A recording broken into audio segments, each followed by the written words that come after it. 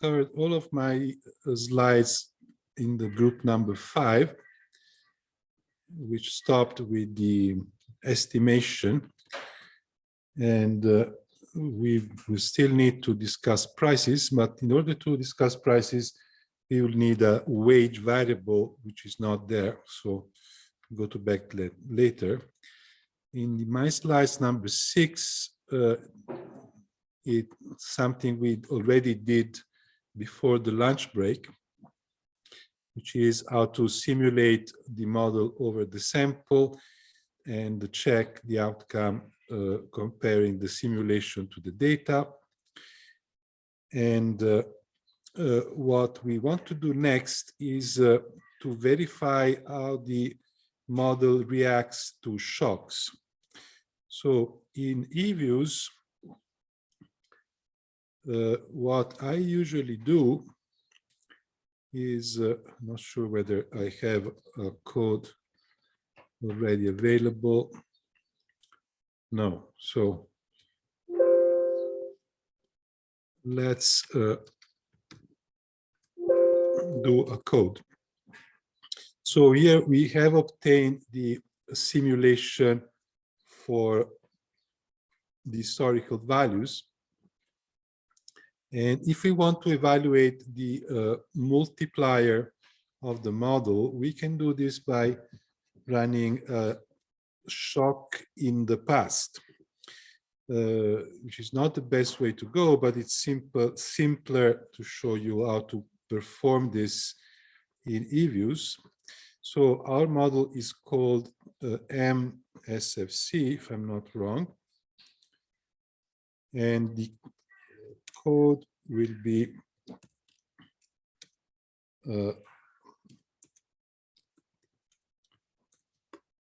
MSFC dot, and then we need to select what is called a scenario in eViews. Now, the scenarios can be obtained by opening the model object and going to scenarios.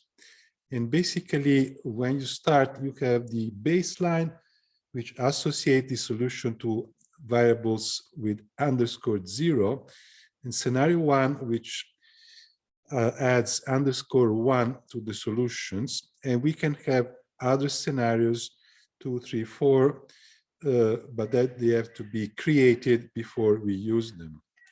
So here we already have scenario 1 available. And there are different ways to shock a variable. One is to use the override command. The override is telling eViews that the following variables will be taken from the scenario rather than from the data. So we know which variables are exogenous. So the main fiscal variable is GT. So we can try the first simple shock to government expenditure. So now eViews expect to have a variable GT1, GT_1, and one way to create this is to copy GT, the series from the data, to this new variable GT_1. Then we want to select when and how to shock our variable. So we can set the sample to, now the simulation sample is 2009, I think, something. So let's shock in the first quarter of 2010. And we want to decide what type of shock we want to give. So this will depend on which variable we are shocking. Now, GT is the value in million pesos of government expenditure. So if we want to do a standard Keynesian shock and we want to shift government expenditure up, then we can either increase government expenditure by the same amount over all the following periods, or change its growth rate. It's simpler to do the first option. So at last means the last available quarter. Over this period, we want GT minus 1 to be greater than GT by the size of the shock. So we can look at GDP to decide the size of the shock. And GDP of Mexico in 2010 Q1 was this number here. So I can copy this value, paste it in here. So this will be 100% of GDP. So if I move the decimal here, this will be 1% of GDP, which is reasonable for a fiscal shock. Then I need to set the sample back to whatever we were using before. This was in my program number 4, which is no longer open. So the sample, the simulation sample was 2009 to third quarter of 2021. So I need to use the same sample for my simulation and then use smfc.solve to obtain a solution. So let's run this program. And now I have, as you can see in the work file, I have _1 for all endogenous variables. So I can look at the outcome on GDP. And well, maybe it's easier to look at the ratio of the simulated GDP after the shock against the baseline. And I can subtract 1. So this is telling me that the model has an impact multiplier of 1.58. So multiplier is larger than 1, as I would expect. And then the long run multiplier is smaller than the impact multiplier.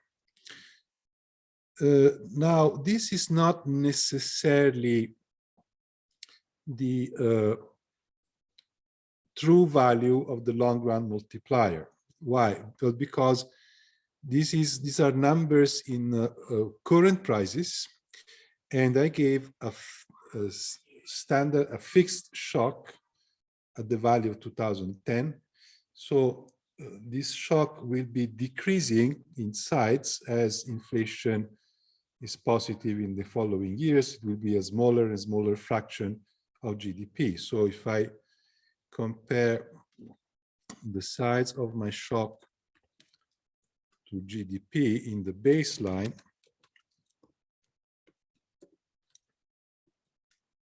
this will be decreasing. So this is the type of shock I've given to the model, and therefore it does not mean that the long run multiplier is smaller than 1.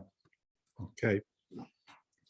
Anyway, this is how I evaluate the shock, and I can track what are the outcomes for other variables. So I can see what is the impact on imports.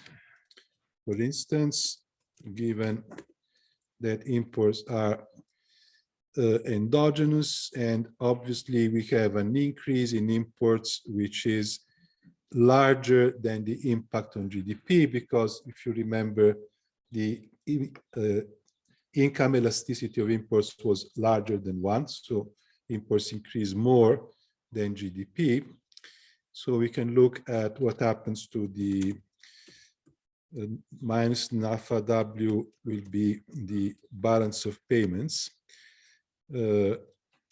compared to the balance of payments in the baseline. And the blue one is after the shock. So we have a deterioration in the balance of payment, which is roughly stable for the whole of the sample.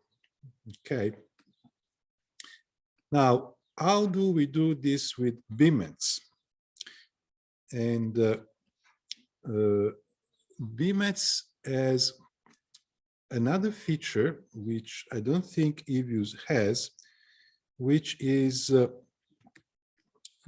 matrix of multipliers. Now, I have looked at this for preparing the course, but not in great detail. So the matrix of multipliers, this mult matrix comment, takes a period for the shock, exactly as we did with the eViews. So here we had 2010 to 2021 third quarter. And then it wants to have the instrument, so the exogenous variables we want to shock, and the target, which is the variable on which we estimate the impact. So let me copy this to our 29 code. And this, I guess, can go down here. And let's see whether it works. Yes, it worked. And this will be my multiplier matrix. I don't like all these zeros. No, this has given me the matrix of the impact for everything. So what I want is the outcome for one variable at a time.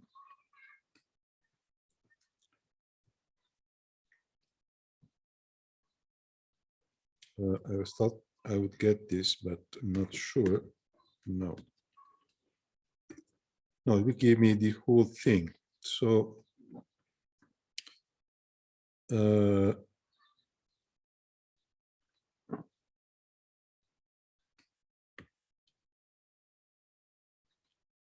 let's execute this again and look at the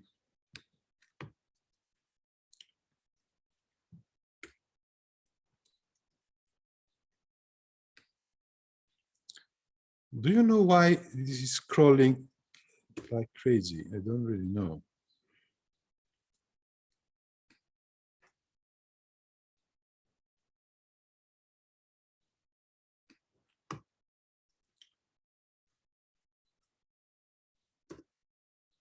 One suggestion. Yes. In general, it is not. But when I've tried to experiment also working with a console to the right, so that you always see what you're doing and the output to the right rather than magnifying and minimizing. The output to the left. Yeah, to the left, to the right depends. So I think you can adjust that.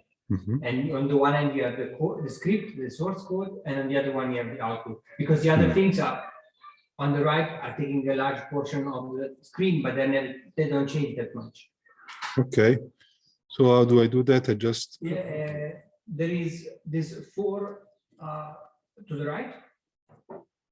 There is like an icon with 4 squares inside on the second row. Next to add-ins. And now a little bit more to the left. Left. Add-in. oh, here. Yeah, not this one. Yeah. Now you can. Okay, you can console on right. Yeah. Okay. And we can close this part below environment history connection. You can close it. You can reduce it like that or something. In here. Yeah. Okay. So here I have the code, and here I have the console, and I can reduce this, I guess. Okay, but I really don't remember how I get the outcome of this only for one variable, because what I got here was the output of the multiplier matrix for everything, which is not so easy. So let's see what happens, what I can get from model.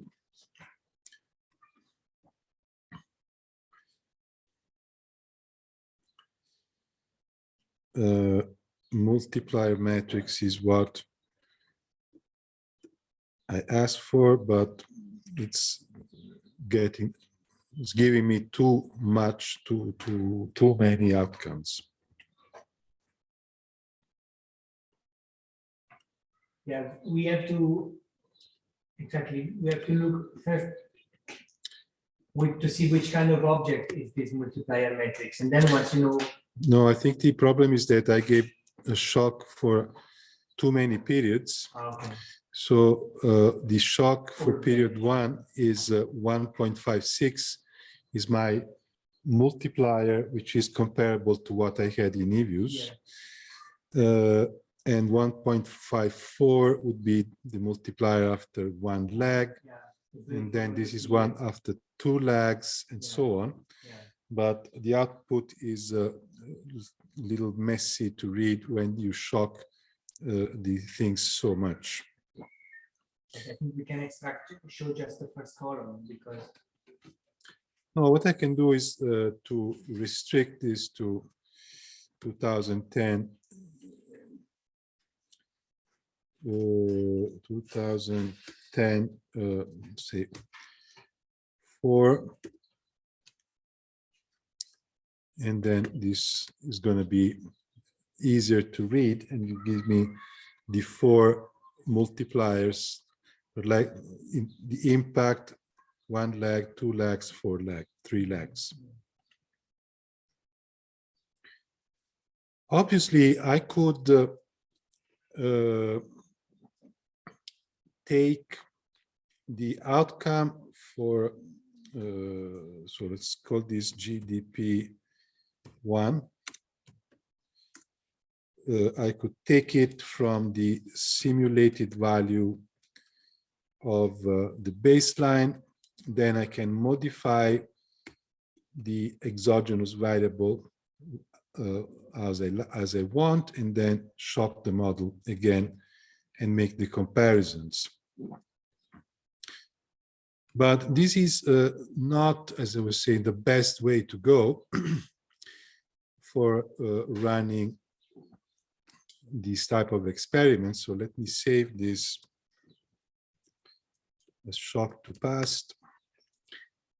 What is better if to have a baseline solution also for the future, which we try to make as a steady state or steady growth solution. So how do we do that? Basically, in order to simulate the model for the future, we need to provide values for the exogenous variables. But before we do that, we know that we have an error in a residual between our simulation baseline and the data, which is given by the errors in our estimates. Okay, so when we want to do a projection, we don't want these errors to make our projection worse than it could possibly be, especially if our interest is to make a forecast for next year, next quarter GDP. Okay, so we want to eliminate the errors our model made in the past. And the way to do that is to compute some new variables, which are called add factors. And these are basically the residuals from the estimated equations. So if we add these add factors to our estimates, the estimates will become identities, because we add exactly the residual computed as the difference between the estimate and the data. So in eViews, we do this by going to our model and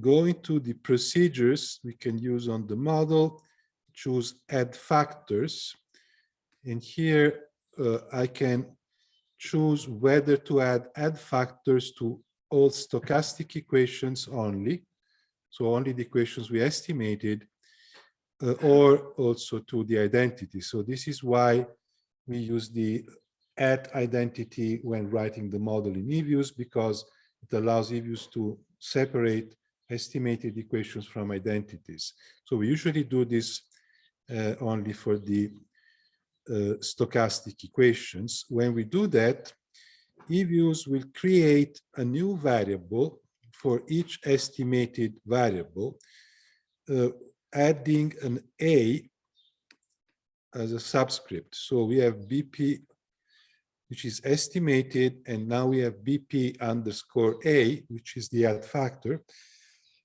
But the add factor does not have a value yet. And in eViews, we also provide a value by using the model object, choosing add factors, and then set values. And this is how we can compute the values. So what we usually want is that equations has no residual when compared to actual values, to historical values. But there are other options that can be used in other contexts. So now that I've chosen this option, eViews should compute these add factors over the simulation sample. So let's see. And it has computed the add factors using the estimate up to the last data point. So now, if I simulate the model again over the sample, the baseline should be identical to the data. So if I now simulate the model 2009 Q1 to 2021, and now I look at NAFA-W,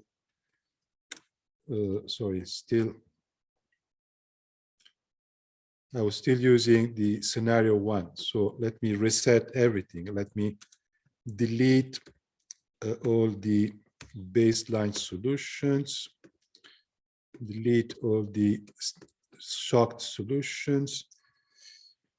What else? Choose the baseline scenario.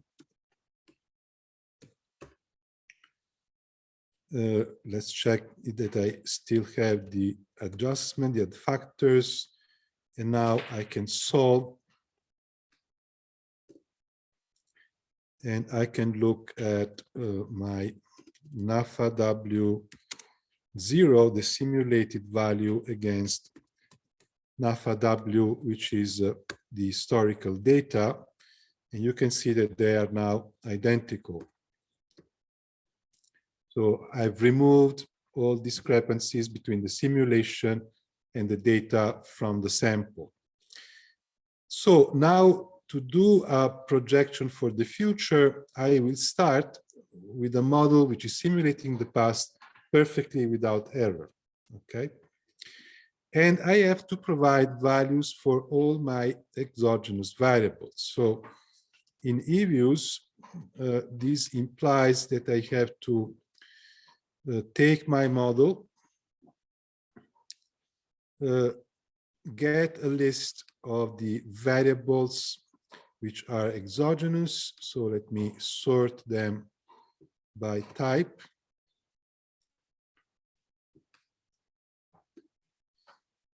The blue one are the endogenous, and here are all my exogenous. And one by one, I have to provide future values. Now, how do we do that? What we do is to split the variables in different type. I do this with the next program, which I guess is number 5.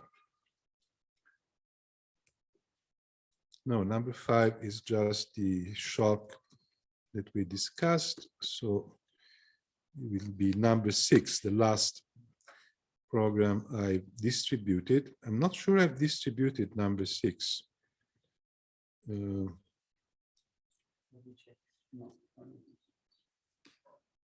Mexico 6, yeah. Mexico 06. 06, yes. Okay, so you have it. So the first part is the creation of the add factors and the assigning values to the add factors. And then I create a group of add factors in order to visualize them quickly. So why do I need to do that? Now we only have 3 add factors, so let's look at them one by one using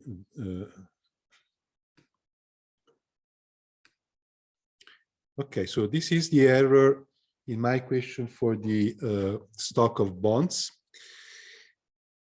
And basically, the analysis I'm doing here is very important, and this is what I call the hidden secret of the modelers. What is the point? Now, this is a residual from an estimate. So we all know that it should be centered on 0 and distributed randomly around 0. So its best future value should be 0. So what we normally would do is to have at 0 as the future value of these add factors. But sometimes, as in this case, for instance, we have a shock or a structural break in the data close to the end of our sample. So here, the error of this MGSK is not so close to 0 for our last observation. So if we forecast the next value to be 0, we will be reducing imports by this amount for next period. Now, in some cases, this is perfectly okay. Maybe here it is perfectly okay because the error was negative in the second quarter, positive the third quarter, so it seems to be fluctuating around 0. In some other cases, this error may be large. For instance, we can do a simple experiment that just came to my mind, which could be very interesting. So let's we could simulate and estimate the model up to 2019 and check what the model predicts for 2020. In 2020, there was the COVID crisis.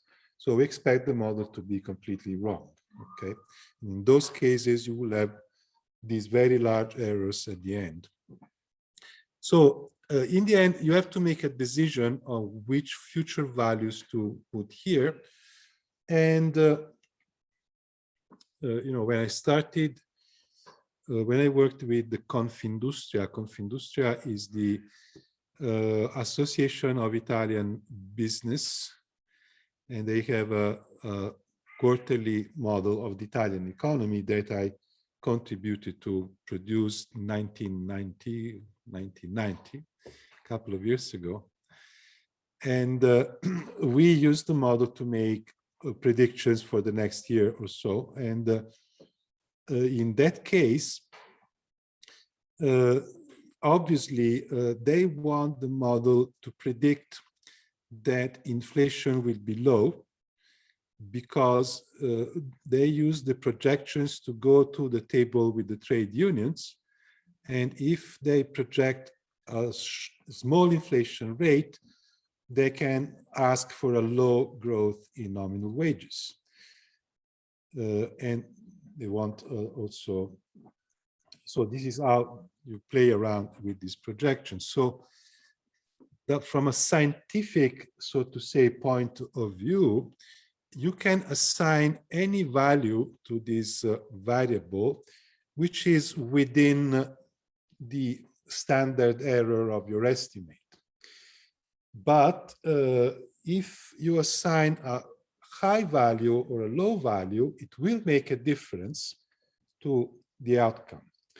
So it's very easy for an experienced modeler to predict an inflation rate which would be 2.8 instead of 3.4 within the confidence interval of your estimate. So you're not cheating because you're using assumptions that are within the error, the simulation error and the estimation error of your model. But so from a scientific point of view, an inflation rate of 2.7 and 3.4 are not statistically different. But for the politician, they are very different because they imply a different path for the wages and different money that has to go out of the pockets of firms. Okay, so what usually happened at that time was that we produced our simulation assuming 0 for the odd factors, and we went to our with our tables to the boss, and the boss would say, no, this model is predicting inflation at 3.4, it must be 2.7. So play with the odd factors until you get to the outcome that we think is credible. So this is how you usually proceed with these calculations. And now there are a number of other funny stories I could tell. The other one is that all the Levy models that we have prepared are based on the stock flow consistent philosophy, which looks at the medium-term, long-term stabilization of stock flow norms. And they are not thought for doing good short-term predictions. So we are not using the best possible forecast tool to guess the next quarter GDP growth, okay?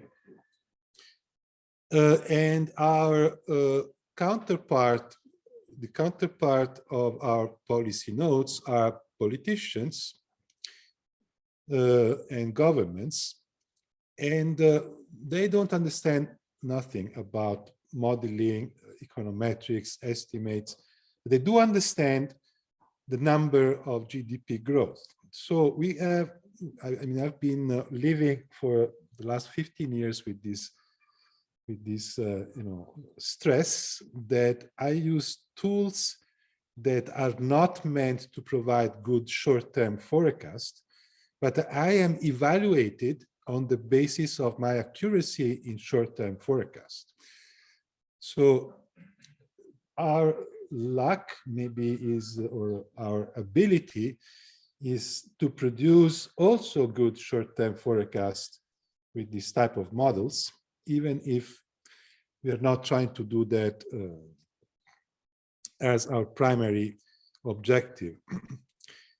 And again, most of the times we were good, and but also here you have to also always discuss with the others, because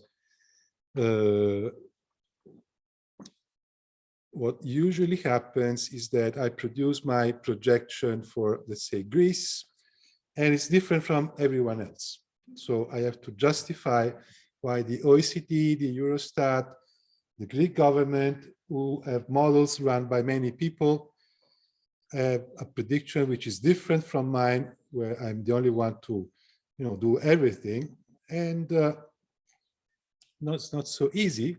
It must be based on your your rate of success. So if you succeed, then you establish a sort of reputation, then they trust you. Otherwise, they just ignore you. You know, say, well, you do this, but those people running DSG models say that's going to be different. So why is your model better? And it's difficult to explain to someone with no knowledge at all about economics, econometrics, and modeling. Anyway, this is where you work with these add factors to try to adjust this solution in case something has happened at the end of your sample. And the next thing to do is to provide values for the exogenous. Now, we usually split the exogenous variables in groups, and we discussed this briefly earlier. So we have fiscal policy variables. So in the model, our fiscal policy variables are the change in equities, the change in foreign assets, government expenditure, pensions, rent on land, and the tax parameters. So what we usually do for serious projections for our country models is to look at the government agency. Now, usually most countries have a government agency which makes predictions on the evolution of public expenditure and revenue on the basis of current legislation. So in the United States is the Congress Budget Office, the CBO. In other countries are usually government agencies. So you don't want to make assumptions which are not official. So we take the numbers from them. Otherwise, we use some simple hypotheses, as I did here. So here we had EG. EG is the stock of government, or stock of equities held by the government.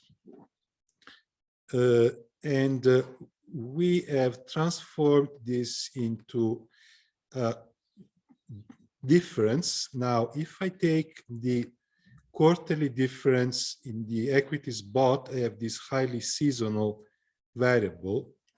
If I take the year difference, I take out most of the seasonality, and I see that this is rather stable with the exception of this large increase in 2018.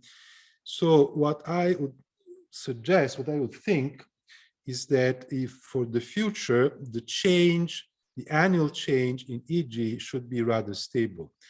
And this should imply, so this is saying that the value of the EG is equal to the value of the EG in the same quarter of the previous year. So it will make this continue to move as it did in the last 8 quarters. Or I could do something different. I mean, if I wanted to stabilize it at this level, I could have it drop first and then increase by the same number. DFG are the change in the foreign assets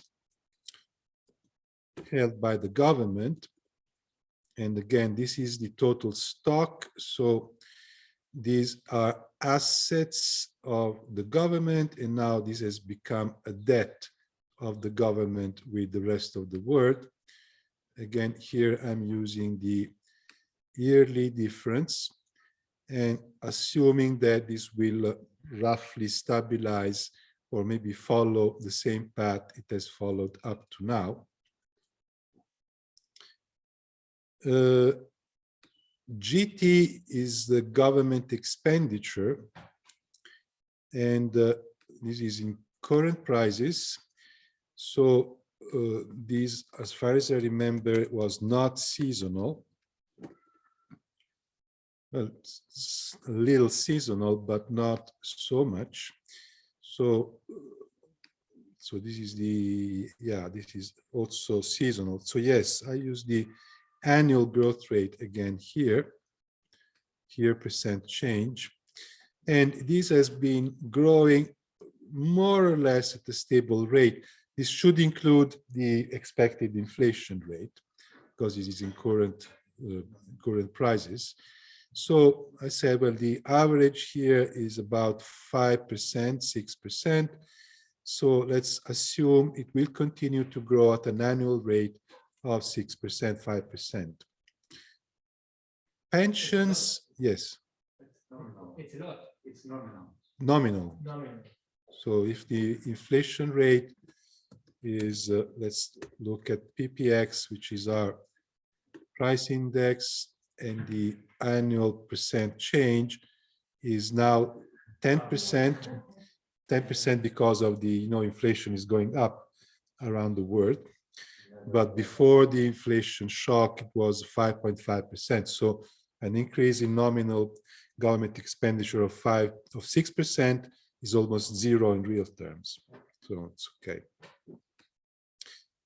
Pensions were growing much faster. So pension in the model include all transfers made by the government to the private sector. And the year percent change was around 11, 12%. So this is how the government is mainly sustaining the private sector. And I kept this 12% annual growth rate here. And then we have this rent on land, which I think is more stable in nominal terms. So I've assumed that this is not going to change. This is not seasonal. So I've used the previous quarter rather than the same quarter of the previous year.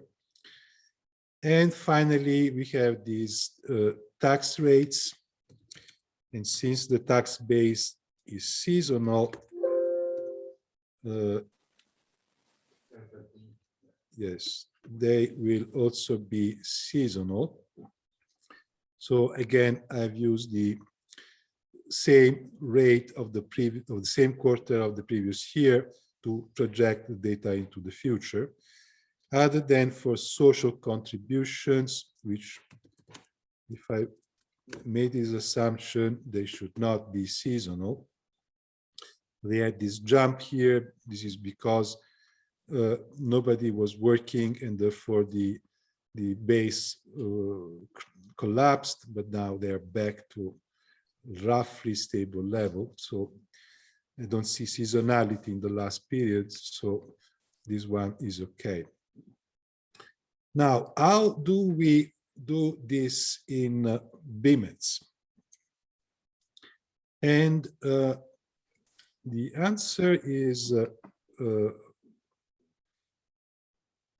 we can do it in different ways.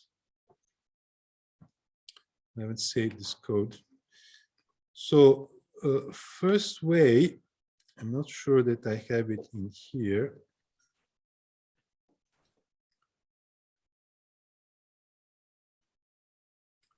No, I don't have it in this file. So let me, I don't think I want to save this. This is again a file that I may not have shared with you already. Yes.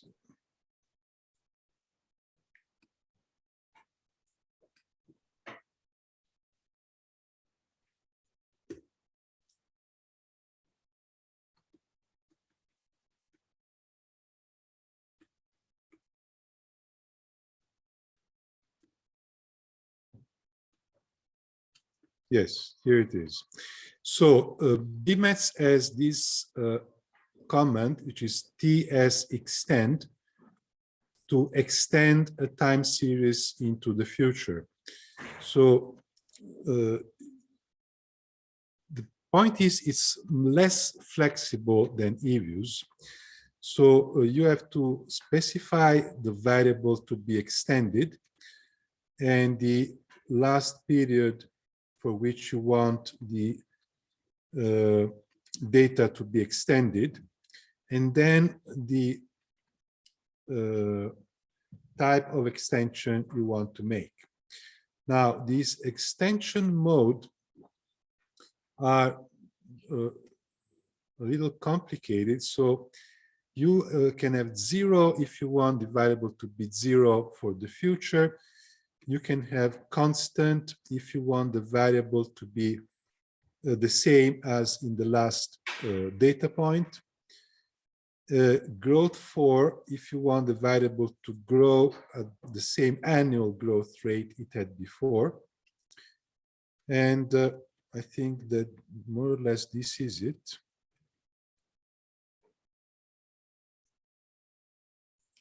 So the problem is that you have less, or here you also have missing for the exogenous. Yes, we also want to extend our endogenous variable to be available for the future, because when R computes the simulation for the future, the data frame must be long enough to store the outcome. Now, the other thing which made me mad is that you have to do all of this before you load the data into the model. Otherwise, when you simulate the model will use the short sample for the data and will refuse to give you forecast for the future. So my previous code that maybe I shared, I was first simulating the model, then extending the exogenous, and I had an error, and I was not understanding why I was getting these errors. So all of this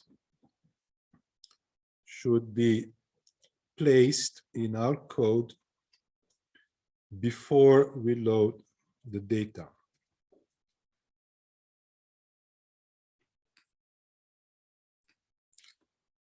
So here we have finished creating model variables, and here we can place the extensions. I think it should be okay because these are all referring to the MSFC model data, and therefore it should work.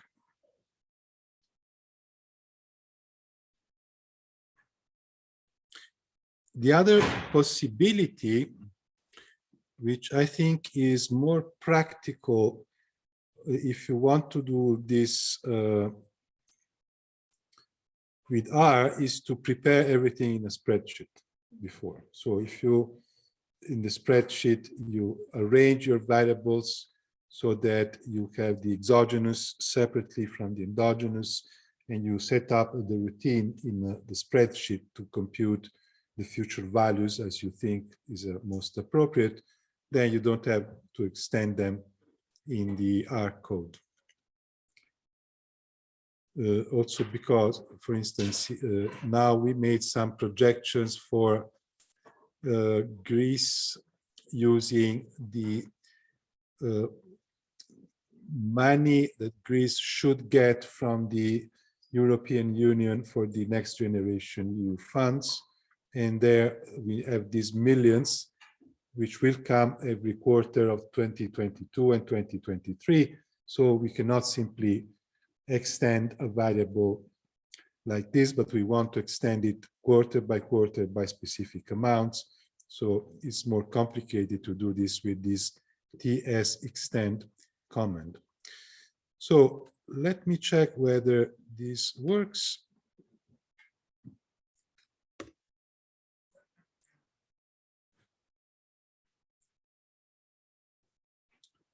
I saw something red.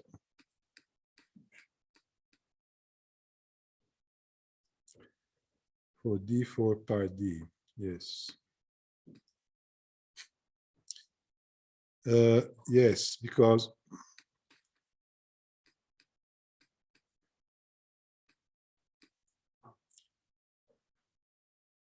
the options that are available in BMETS do not include a yearly difference, which is what I wanted to use for this type of variables. You only have the growth rate, the annual growth rate.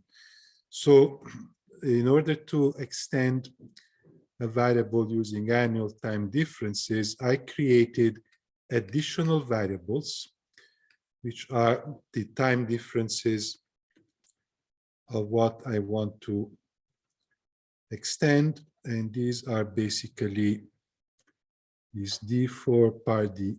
No, sorry, it's not here.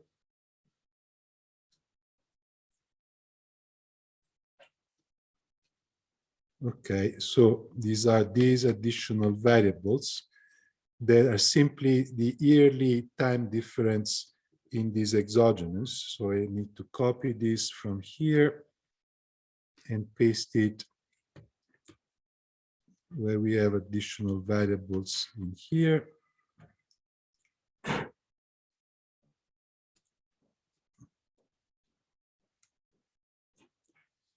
And I have to add the additional identities linking the value of, let's say, tau dt to the value of the previous year plus this additional variable, which is its yearly difference. And I did that somewhere in here, maybe at the top. Yes, annual difference.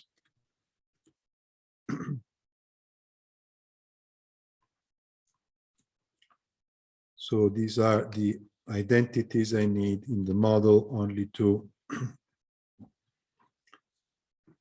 be able to project my exogenous later. So now we have fixed this problem. So let's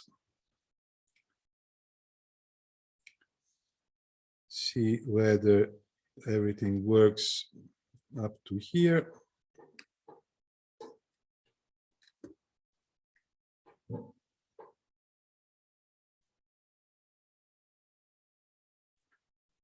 Why is this not scrolling?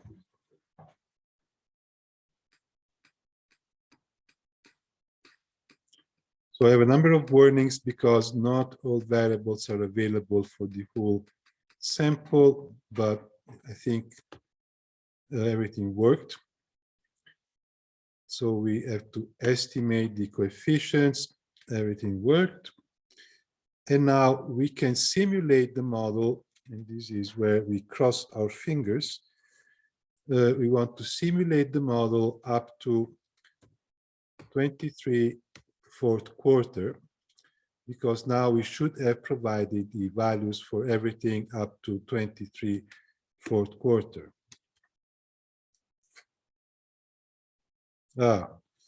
We forgot to extend the dummies and the time trend, I think.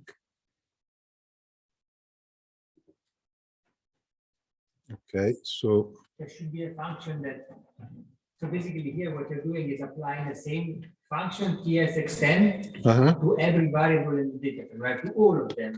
Yeah, but with different methods. Okay. But I could group those who need to be extended with constant and those who need to be extended with anyway, I forgot to extend these two dummies. And this should be rather straightforward.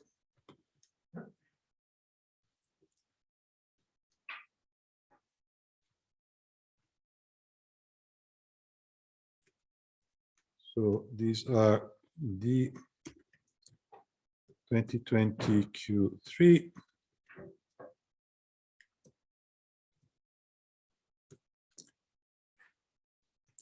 And this should be 0.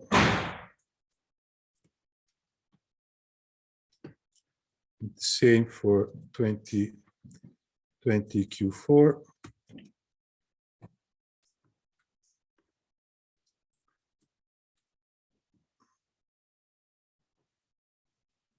So we fixed this mistake.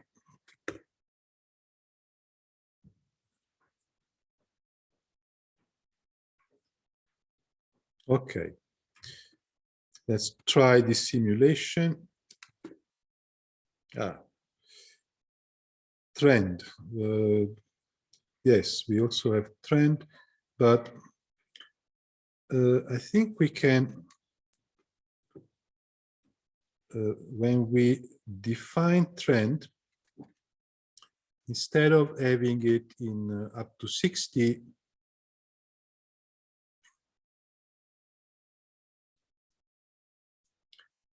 we should be able to extend it up to wherever we want.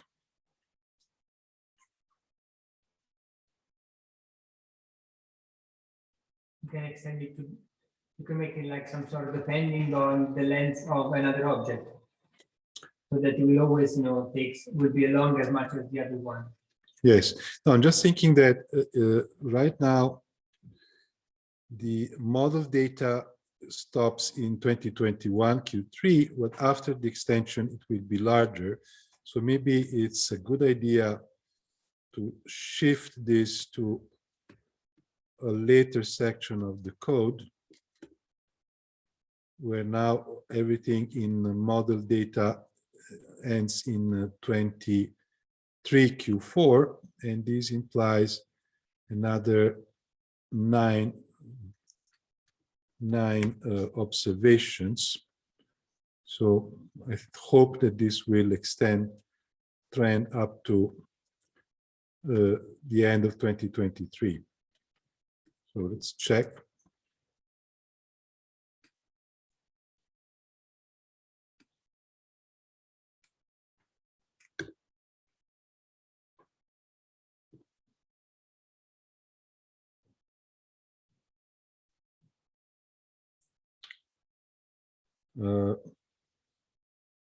Something went wrong.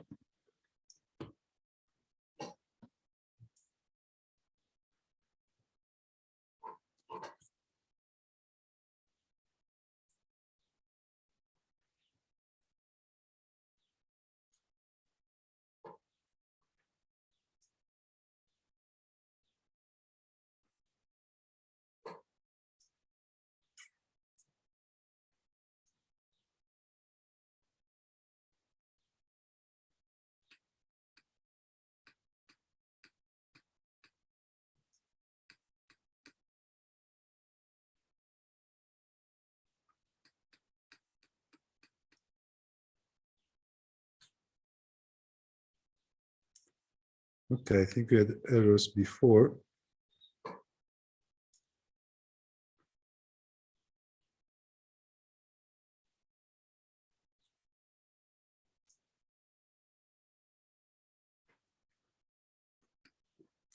So what this is saying is that these D2020 Q3 were not yet defined. Spelling mistake.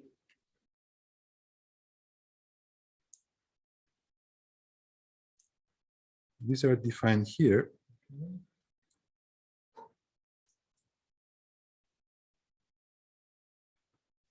So let's run the code up to here.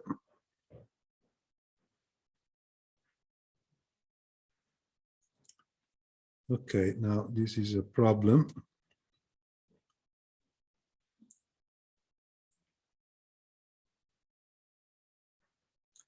But this did work before. I don't know why it's no longer working. Oh, because this relied on trend. Yes. So this was based on trend. Now I've moved the trend definition to later. So I cannot move this to later. So let's move this back to where it was.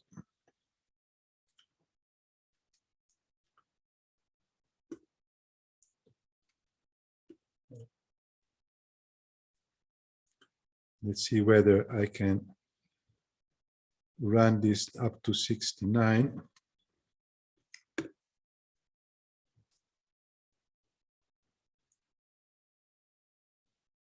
Yes, okay.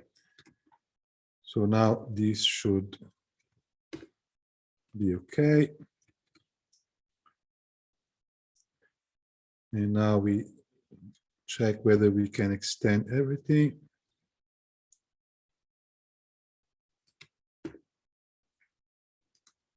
Okay. Load the model, the data into the models, okay. Estimate coefficients is okay. You know what, Gennaro, we can really simplify all this bunch of code, which is the same, with one line. We can do with, we can make a test first. We can do, save everything in an object called MSFC model data, but one, so that if it was broken, then sapply, we can use the sapply function. So with one line, we basically repeat all the same. Okay. Since this is working, let me keep it for the time being, and then we make the change. So let's see whether now we can do the forecast. No, it's still missing something.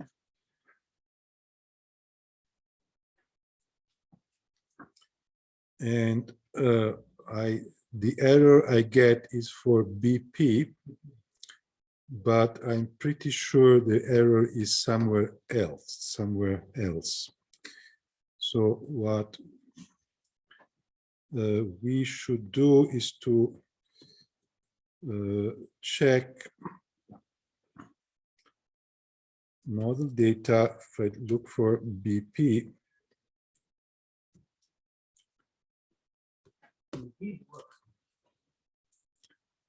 BP is endogenous, so you should not need the variables for, should need BP to have values after 2021 Q3.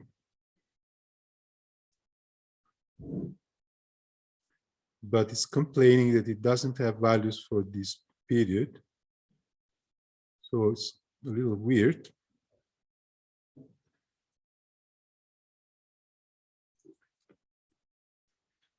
Anyway, we can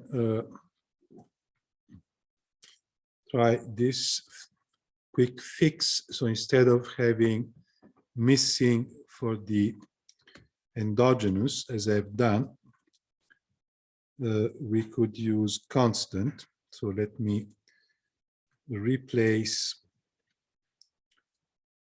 all missing with constant.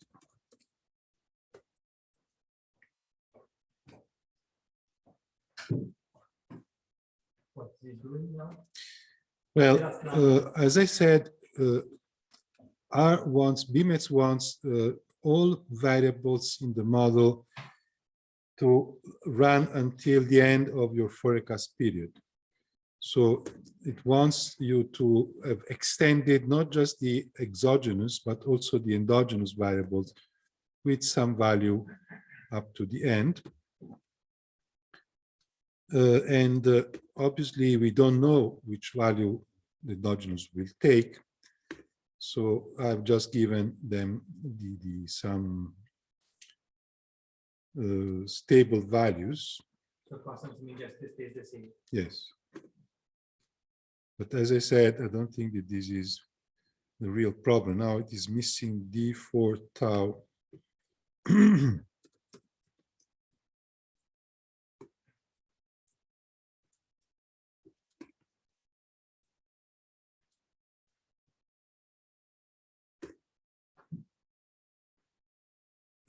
But this is defined to be 0.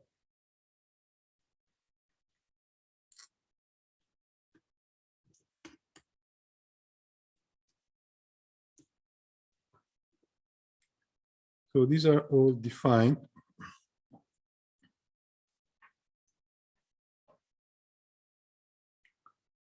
So I don't really know where the problem is.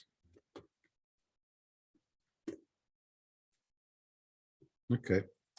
Anyway, in eViews, I've done the same for all the variables which are exogenous, and this works. So what I can do is to look, let's say, at GDP in the baseline,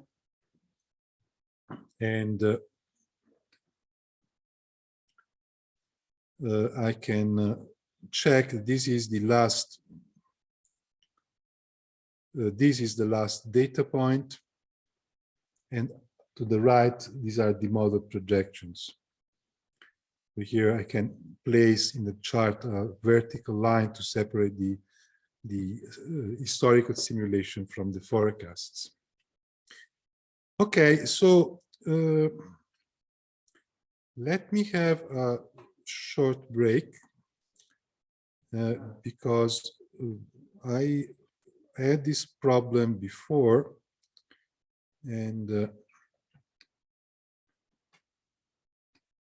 my friend and colleague apparently solved it. So let me check. The impact of a shock. Let me close some useless windows.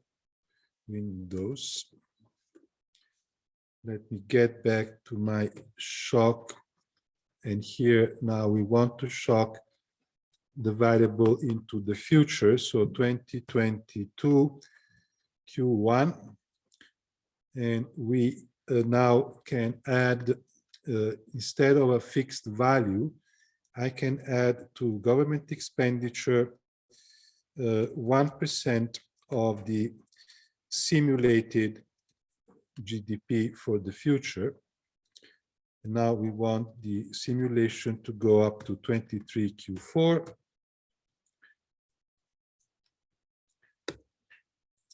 And now we can look at GDP K with the additional government expenditure and against the GDP in the baseline.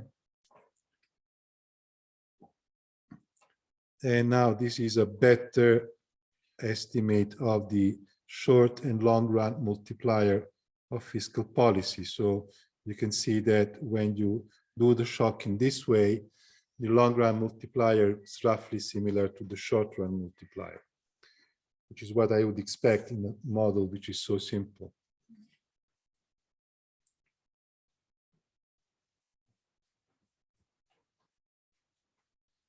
Okay, one thing we didn't look at is the stock to flow norm.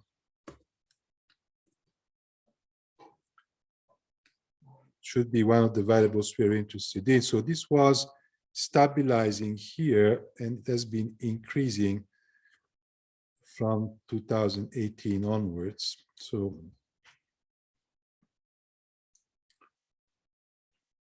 if we want to improve on the model, we should have some other determinants of why this has been increasing, then stabilizing, then increasing again. Okay, so I suggest we take another first afternoon break. I think that even if there is no one online, well, the recording is going on, so I will still share my screen on Zoom so that it will appear in the recordings.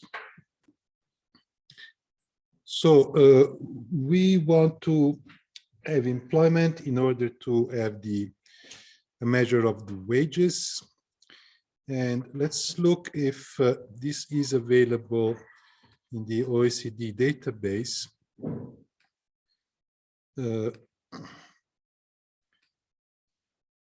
Because we should have also a measure of employment and unemployment. Yes, and here population and employment.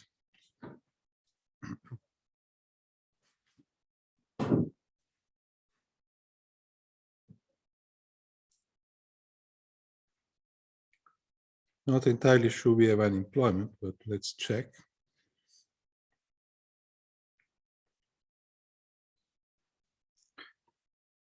The OECD database is very slow. Pretty bad. Yeah.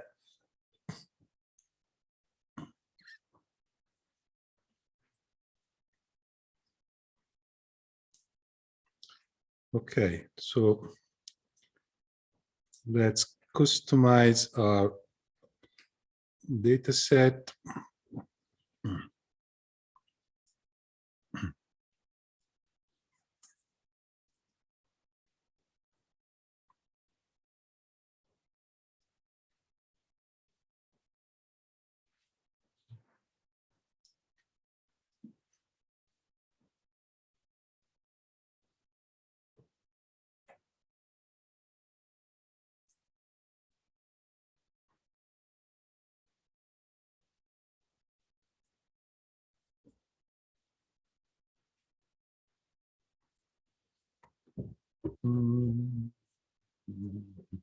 Okay.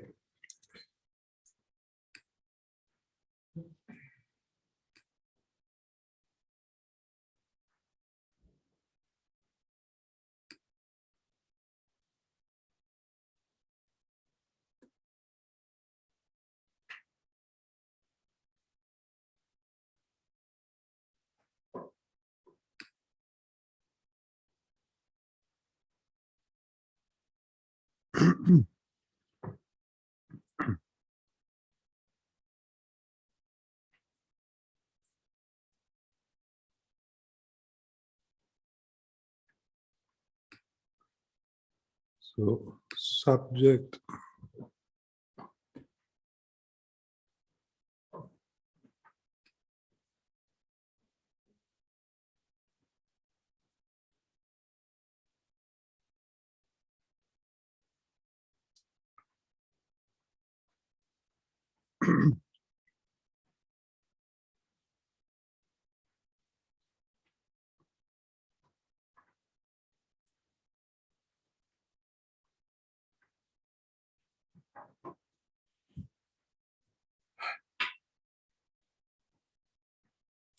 Used to be much quicker. I don't know what happened to the OECD.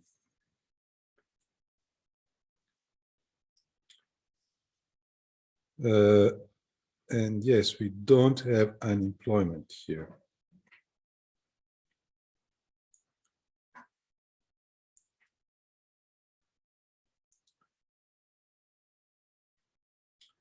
It's funny, we have the total population, but we don't have the labor force.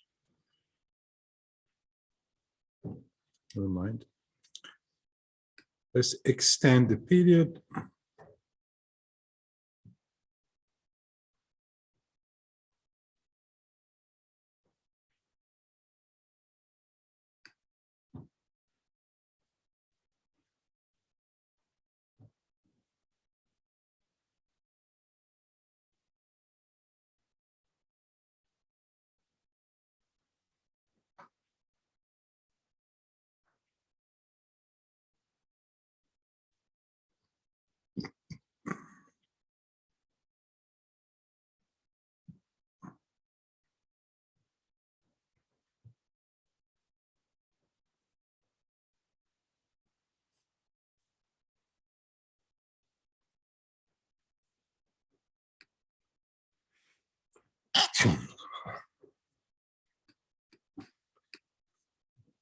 So 2007, take 2006, just to be sure. Customize the layout.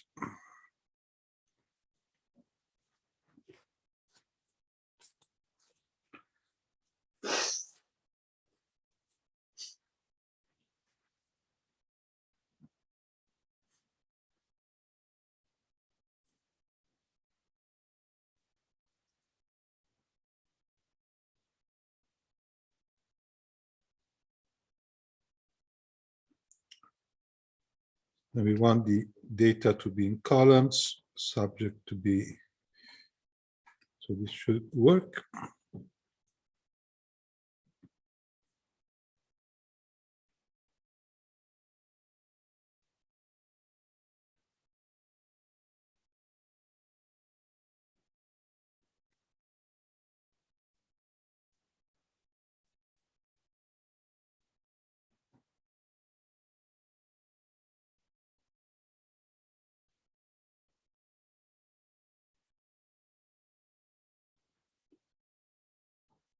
Come on.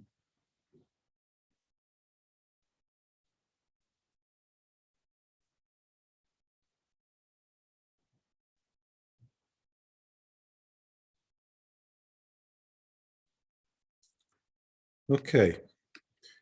So this is what we want. We don't want the seasonally adjusted figures, so we can download it.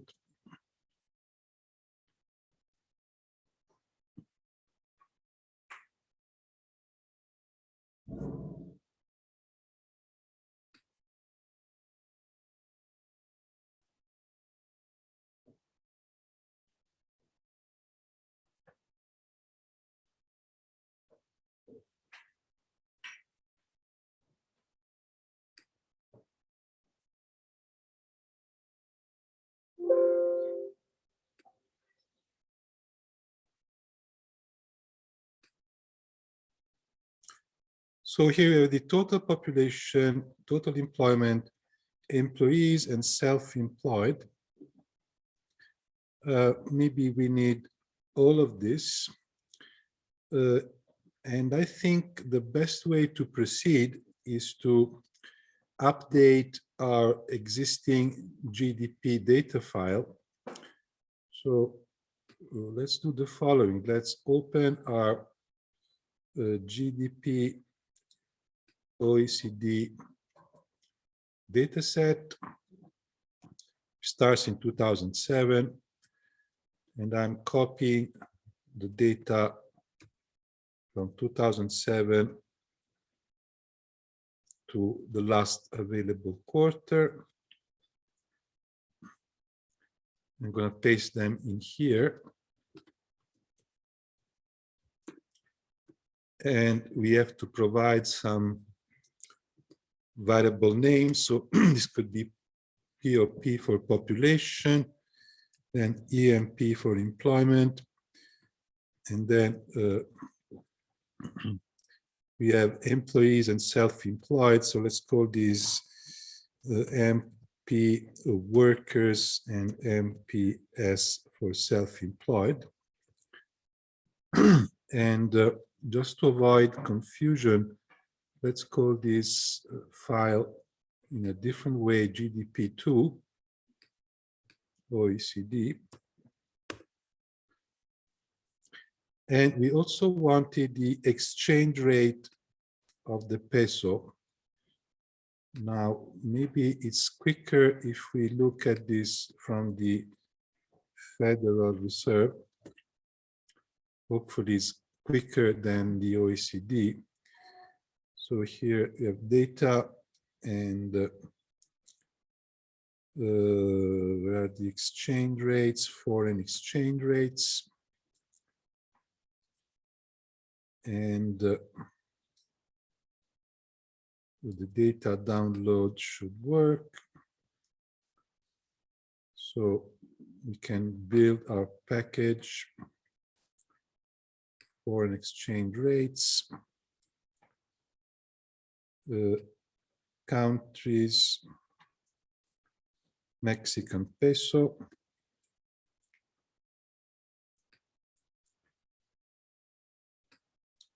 frequency monthly,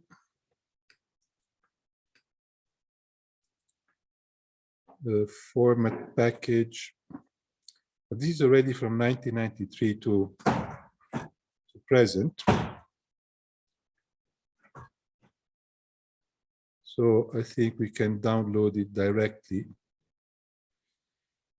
Observation, I thought it was already selected, but let's choose the dates. So from 2006 is always easier. January to 2022 January. And let's choose Excel.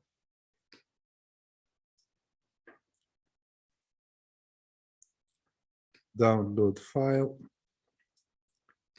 And this is it.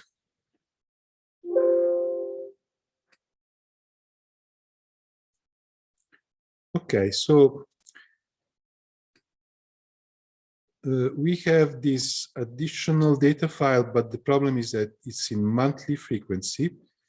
So I'm pretty sure that we can work out, Alessandro can work out how to download this in R and use some time series thing to change the frequency, but to me it's much quicker to do this in R. So I'm going to create a new page for monthly data starting in 2006,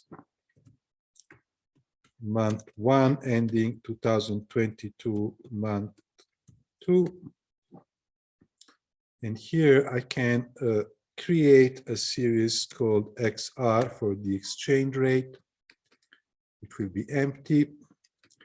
I allow for editing the cells. Now I can copy the data from Excel and paste them into eViews. And then I can copy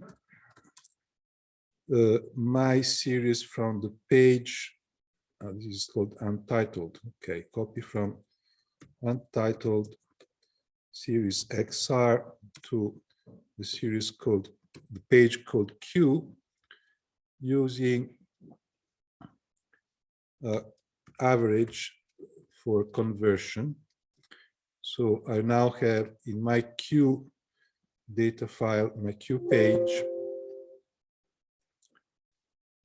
the series XR, which is the average from 2007 to present of the exchange rate of the peso. So I can copy this from here, go to my GDP file and paste the data, and let's give a heading XR. So now I am saving this new data file in here, and I'm going to save it also in our shared folder.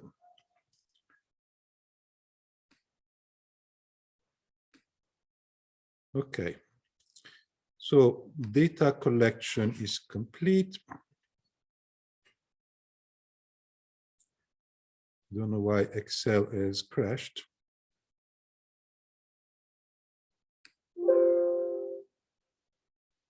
Yeah, we have to Excel. My Excel is crashing all the time, so I'm trying to avoid it, but it's not something you can easily do. Yes, you can. Huh? In R, you can do everything without. In R, yes, in R you don't have crashes, but in Excel, every time I download data from these websites which have links to external sources. Yeah, the XLS, so with this Yeah. links, yeah. Yeah. So what do we need to do with our model? We should have already, we wanted to have a measure of wages. So in our data file, let's go back to our data file for GDP.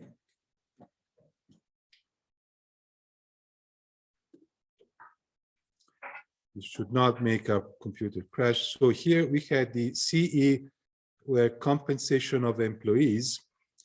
So this is already available in our data set. And we can divide CE to the employment level to have a measure of the average wage. So let's do that. And well, let's do this directly in R. So now we have this file called Mexico 29, which was working. We were happy, and we don't want to lose the result. So I'm going to save it with a different name.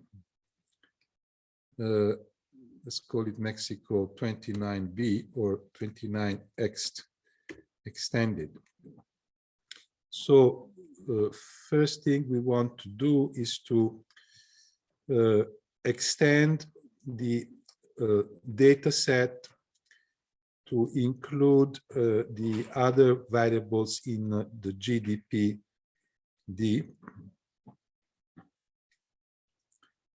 And this should imply that when I'm here, I have all the new variables included in my MD data frame.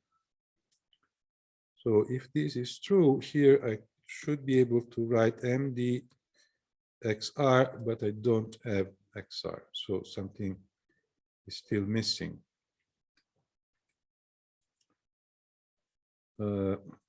Yes, I need to specify GDP2, OECD rather than GDP. So let's try again.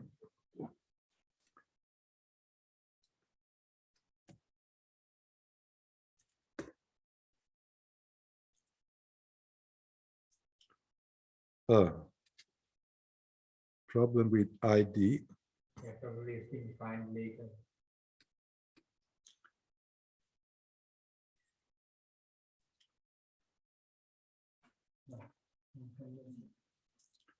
Maybe I didn't have It's not included in both data sets. okay, let's look at what I had in the last version of GDP that we shared.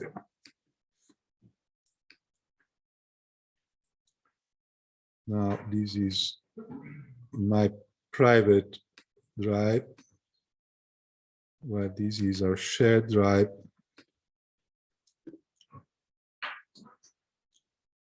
No, I didn't have an ID in here.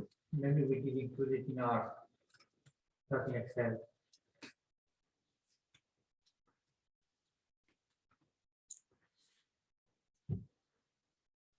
Yeah, there.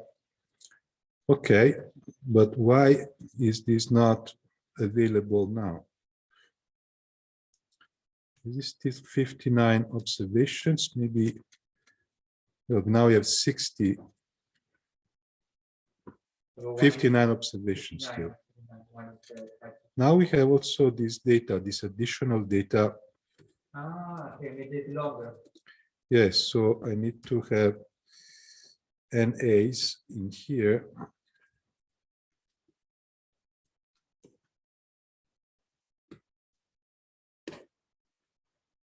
I hope this is not going to create other troubles. So let's, now this should have another 2 observations.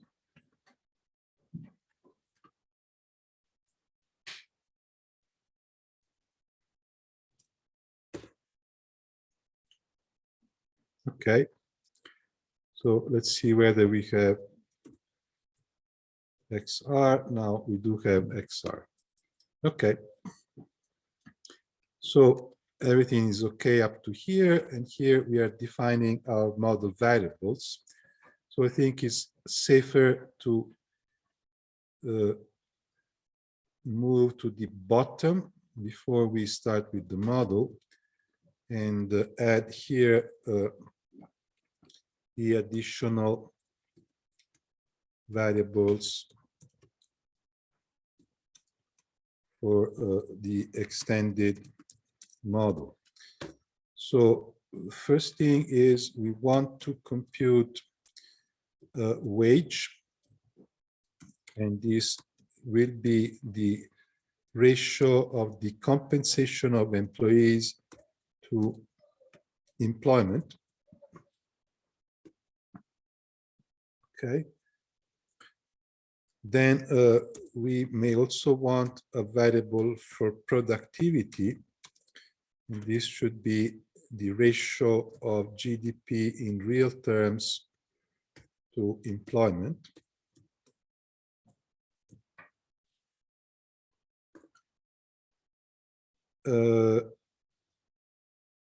Then what? Then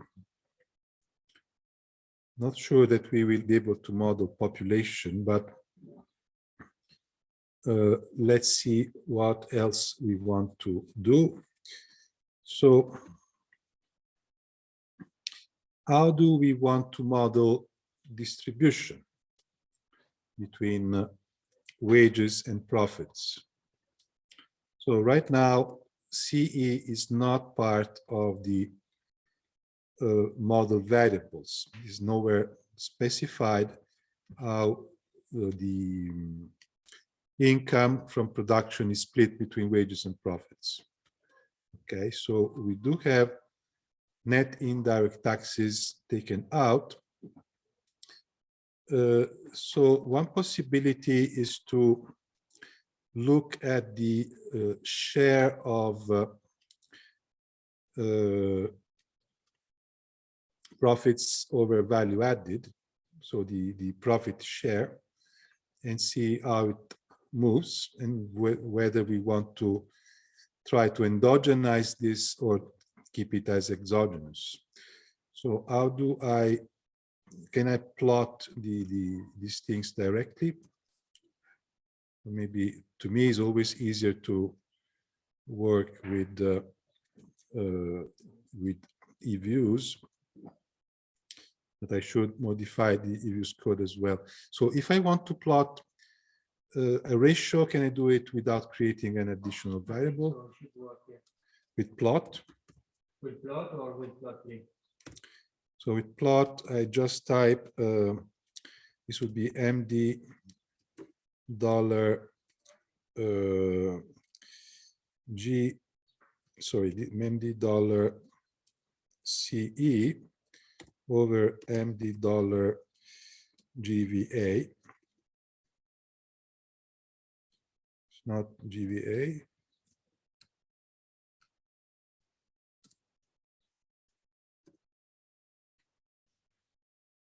Oh.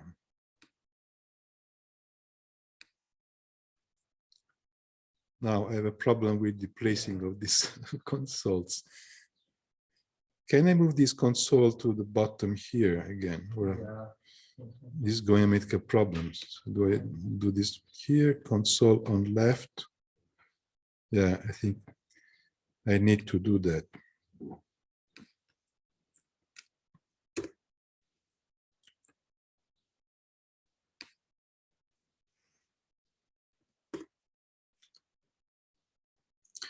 So there is this problem with the COVID. The GDP drops while they kept paying wages. So we had this huge decrease. How do I transform this with lines?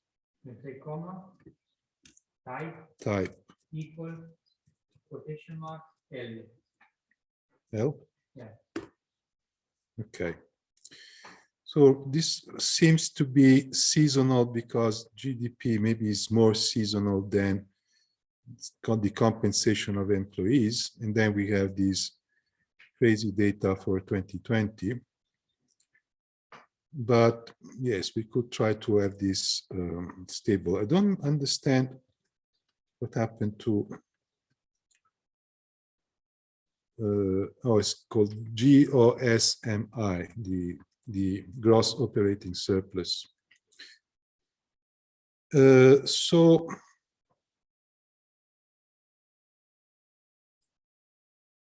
one way to go, well, let's see what are your suggestions. So we now have GDP, we have value added, we have profits, we have employment. GDP is determined from the demand side, and we want to endogenize wages and profits. So what are the options? Obvious option is to say the share is constant and exogenous, but this is not, endogenizing things that much.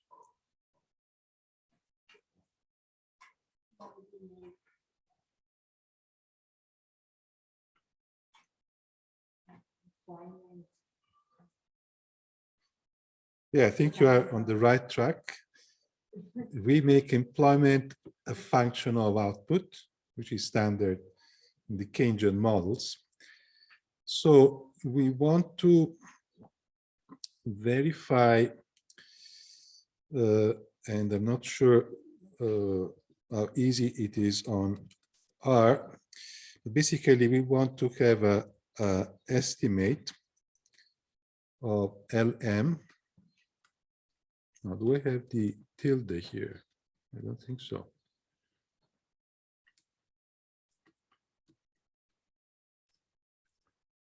Oh, again, I have to look for a tilde, but we want to have a regression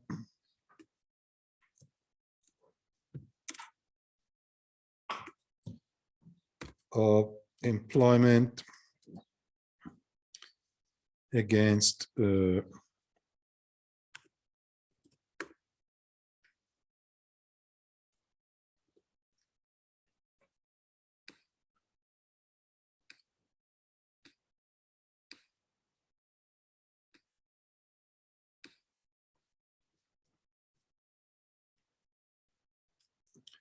R should include a little button to obtain the tilde. So amp, but amp should be MD dollar amp against output. And I think we will get the constant automatically.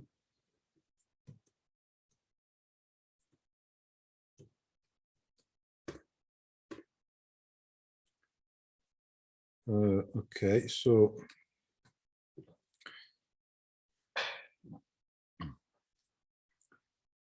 these are positive and highly significant, but we will want to look at the residuals.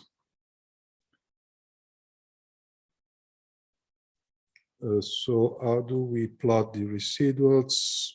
I guess it's plot and should be reg residuals. So the residuals are not well behaving and they are shooting up at the end of the period. So let's try adding the lagged value of amp, or maybe we can try. Can we directly take the log here? Yeah. Log of amp against the log of GDPK, and let's add the log of amp. But we don't have the, in LM we don't have the lags.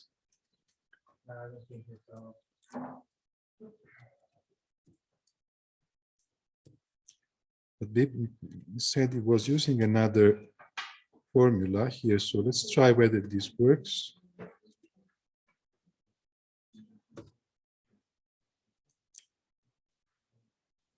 I think the EFP is DYNLF, which is the dynamic version of PFLF.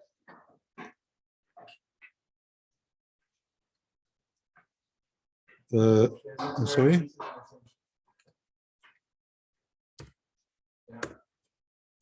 So this has worked. Okay.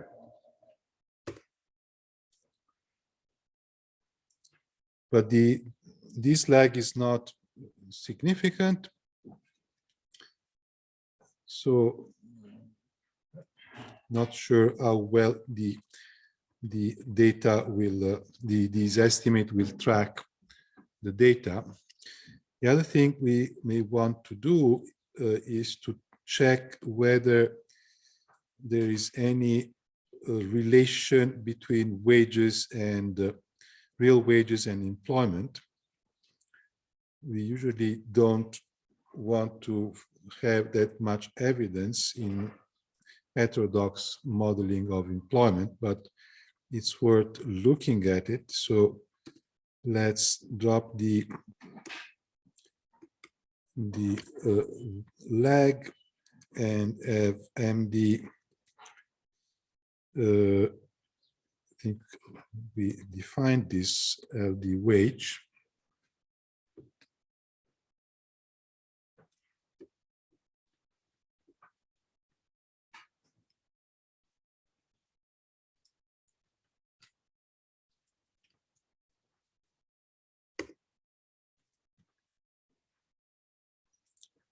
So this should work.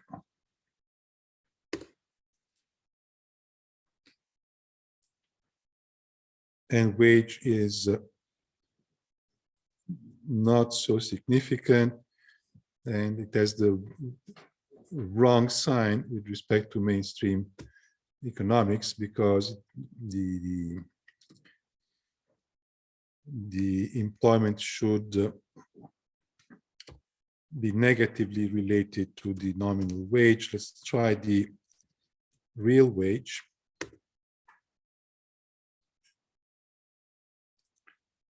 I think you can do the math operation inside. You know, might be,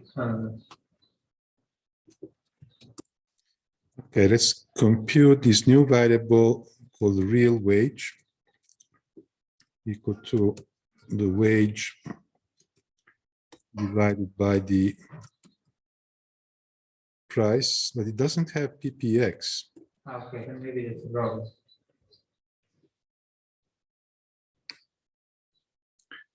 But I thought that I will place this at the bottom. So here we do have ppx. Okay, so let's run everything up to here.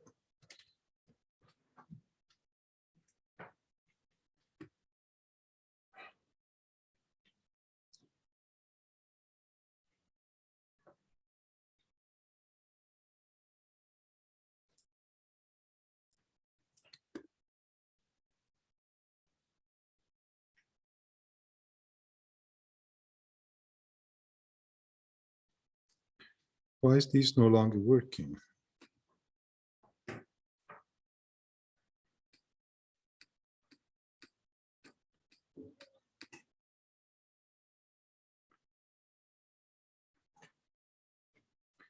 Okay, because now we have 61 rows.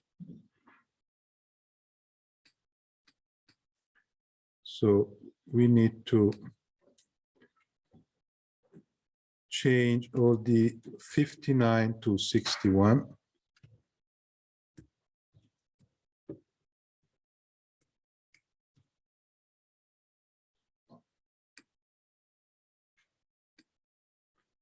So let's try again.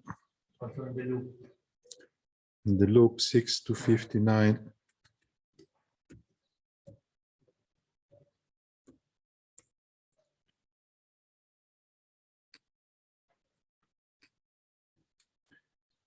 Not sure this is going to work because we have some missing at the end, but anyway, let's try.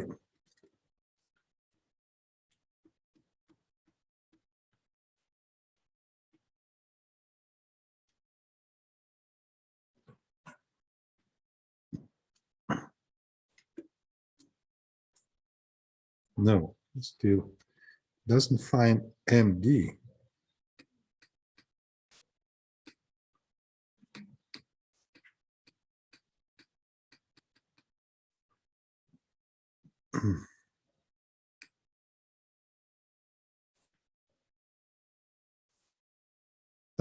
These are,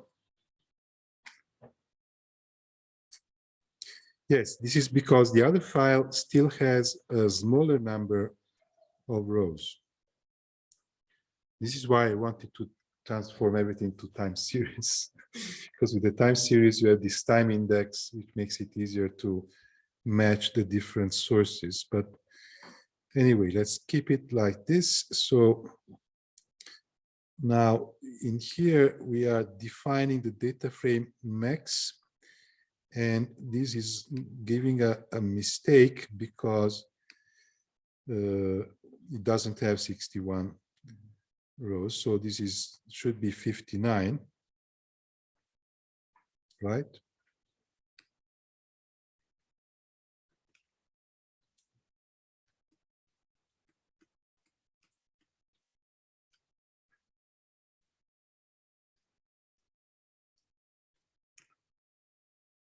So let's look at the max has been destroyed here.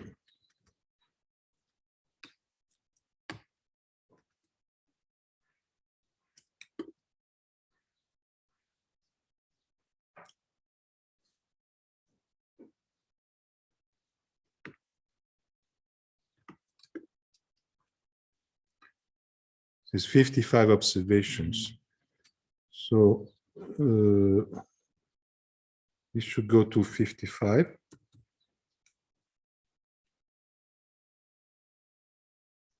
Well, it was not 55 before, I think. It was 59. Oh, yes, because it starts later, so it's 59.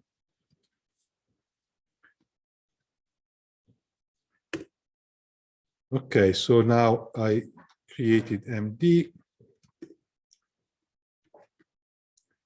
Now all this should work. Let's look at the loop. Okay, seems everything is working.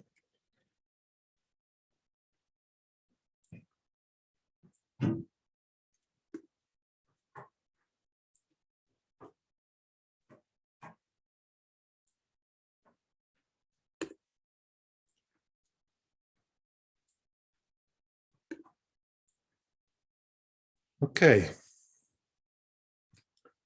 So we have everything. Now we're playing around with the equation. And now this worked. Okay. So the problem was the PPX, right? So that were, Yeah. we didn't need the one. So if I use the real wage, we do have the mainstream result that higher real wage is associated with the lower employment. I don't particularly like this, but let's see what happens if we use this into the model. So in this way, we will be endogenizing the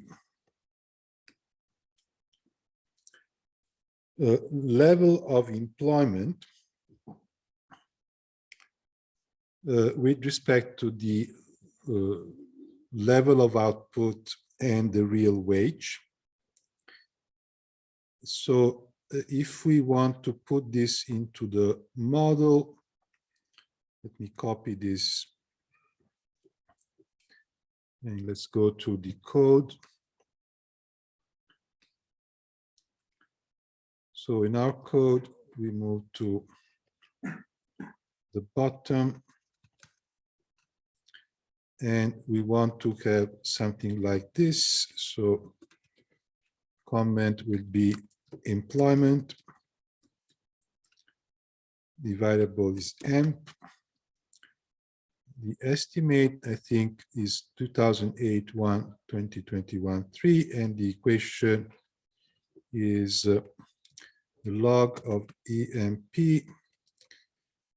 Here, the parameters will have to be different. Here we have the log of GDPK.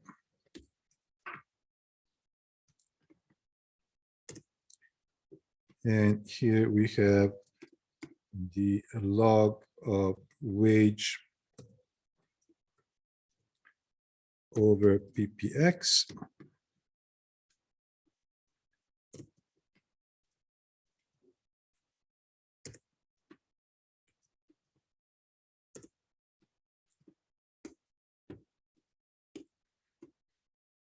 And here we have added this variable wage, which is not specified in the model. So we have to add the identity. And this would be wage. And we said that the wage is given by CE divided by AMP. So one way to go at this point is to keep the wage determined somewhere else and define the wage bill, compensation of employees, as determined by the level of employment times the wage.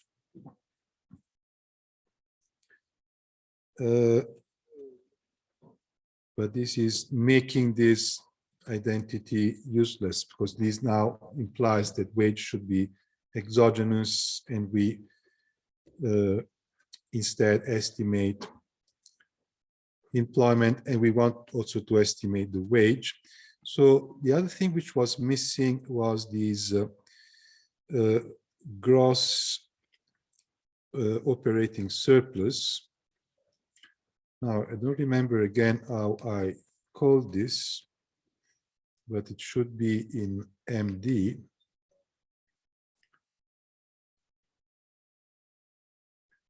Gross MI. So gross MI given CE, gross MI is also determined.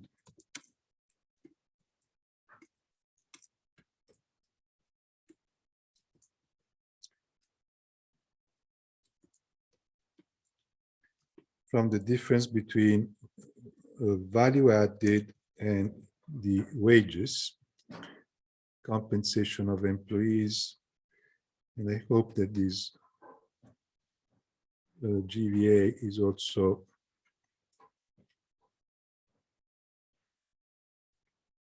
in here. Is it?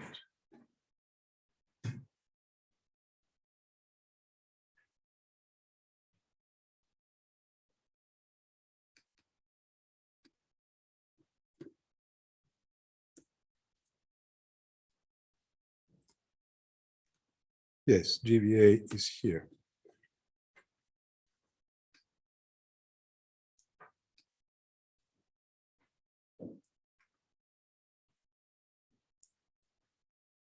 Okay. So next thing to do is we wanted to check whether we could also model the wage. And how do we want to estimate the wage?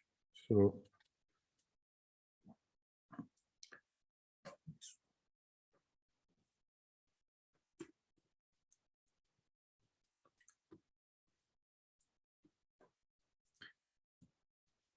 let's look at what happens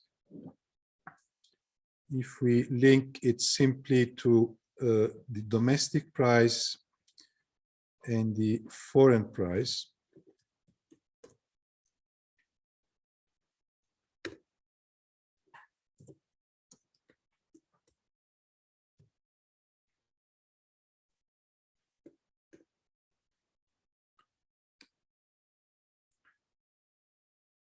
So this is highly significant, as I would expect, and this is not significant.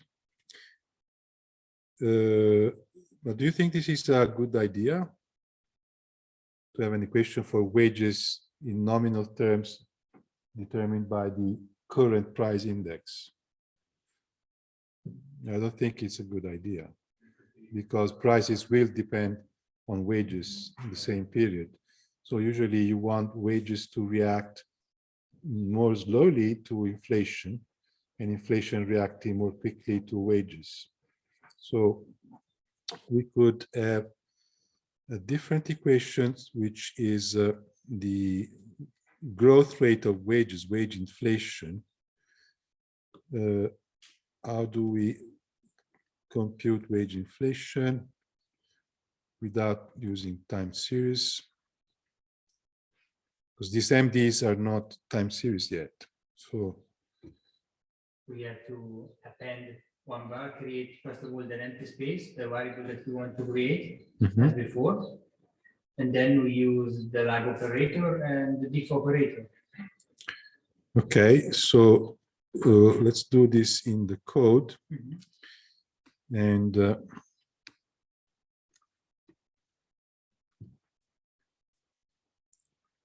in the code where we create the variables. Yeah.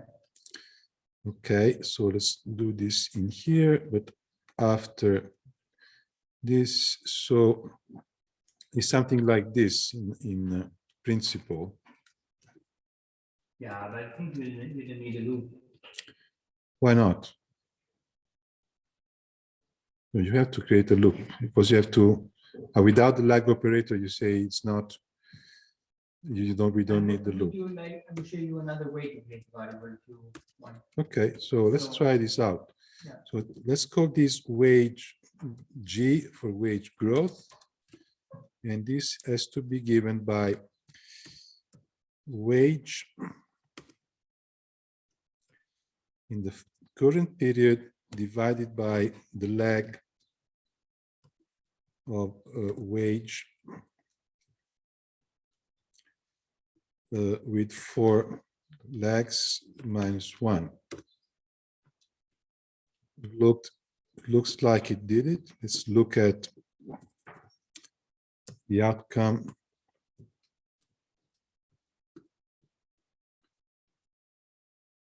Oh, I need the brackets here, don't I? Yeah.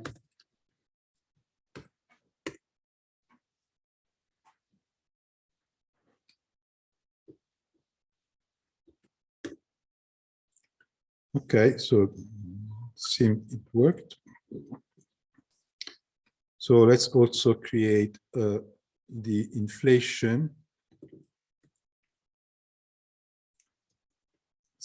Say it's infl, and this is ppx divided by the lag of ppx 4 quarters.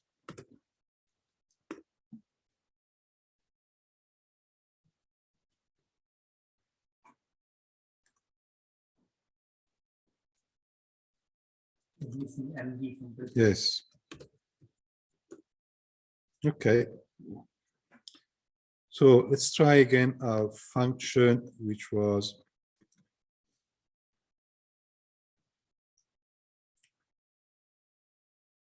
instead of wage, we have wage growth, and instead of ppx, we have the lag of inflation. And let's keep this out of the picture to begin with. Close the log, close the lag, close the ln. It's just okay, now these are growth rates. So we no longer want the logs, because the log of growth rates will not be there when the growth rate is negative.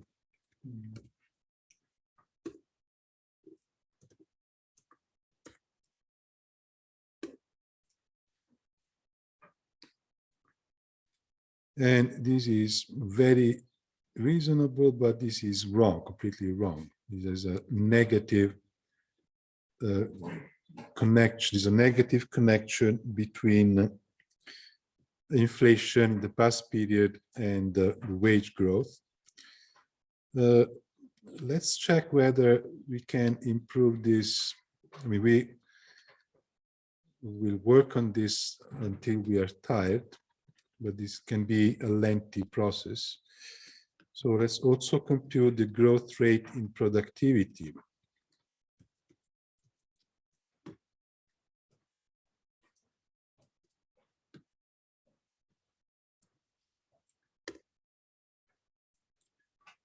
Now we've done that. And let's also have the lag of productivity growth.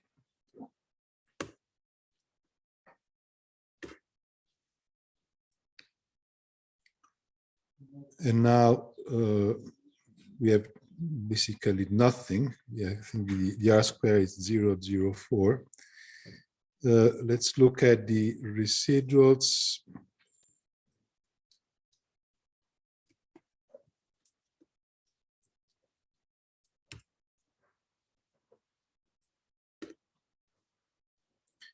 and they are dominated by this dummy here, which will be the, I guess, the 2020 Q2 or Q3.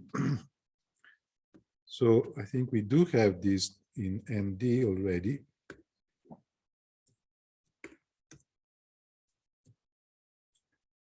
No, okay. So we first need to create the dummy.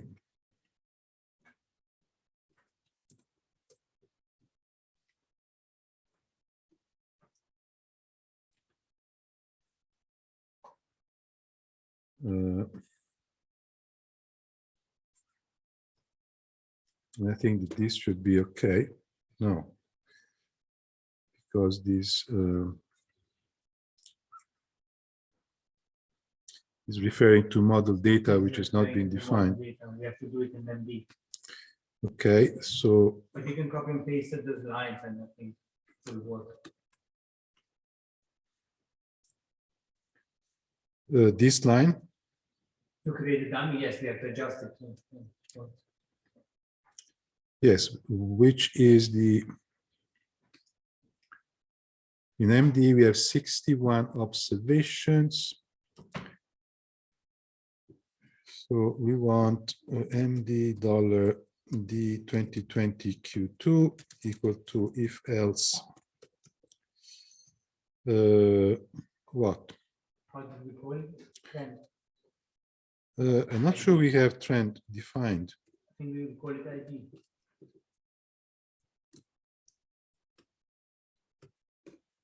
Okay. So if else MD $ ID equal to, so now 61 is first quarter of 2022. So it should be 58.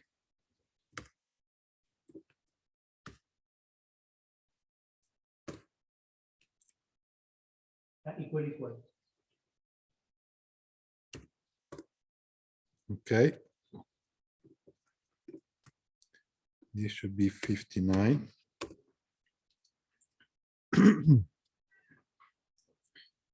So let's check what happens if in our equation we also had this dummy.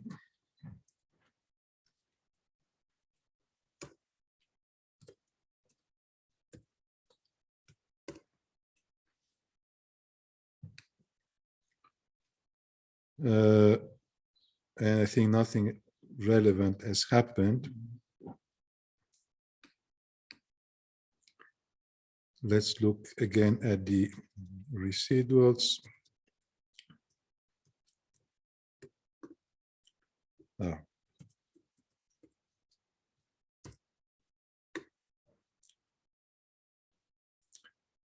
So we still have this up here.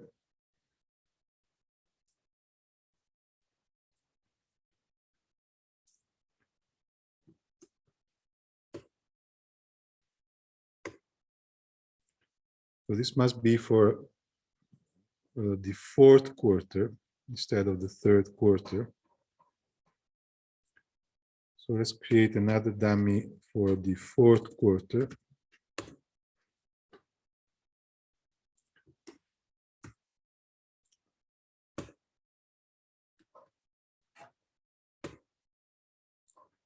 But still, we are unable to get rid of this thing here. What if, how can we stop the regression to a given number of observations up to? So we want to drop from 57 to 61, we want to ignore them. From 67 to? We want to drop the last 5 observations, 10 observations. I will do like this. In the LM function now that we are using, we call for every specific variable the data set. I would like that comma at the end, data. Data. Yeah, equal MD And now we remove the rows that we don't need. Mhm. So it would be open square brackets. And which number did you say? I forgot. Now, let's start from 5 because the first 4 observations are missing. And instead of stopping at 61, we want to drop the last, say, 9. So it would be 52. Yes. But exactly. And then I think in the reg, we have to.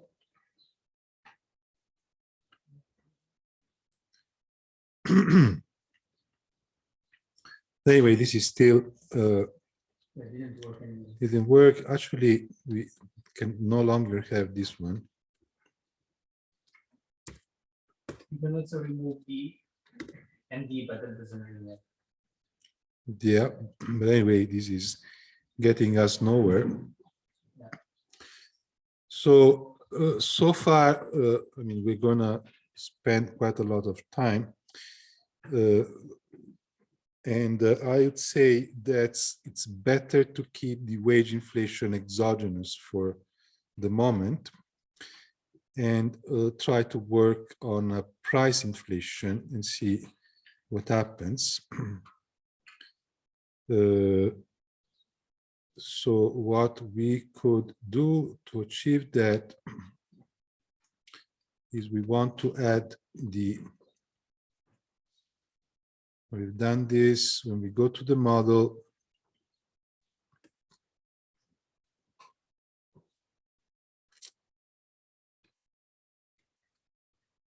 okay.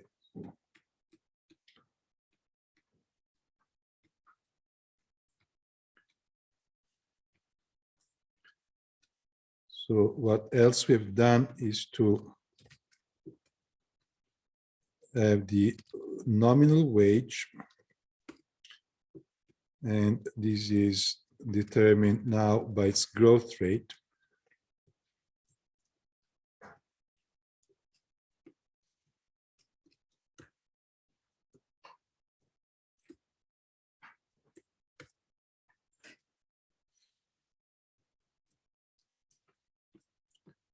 Okay.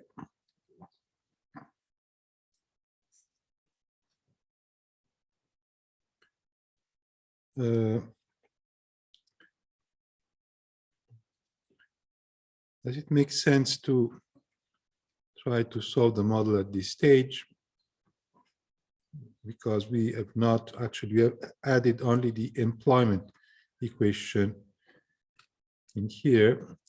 What we will need to do is to extend these new variables with something we have not done yet. So the new variables are emp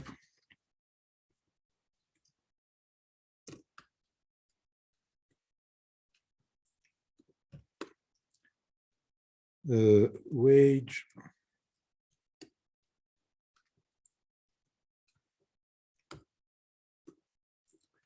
I think we also need CE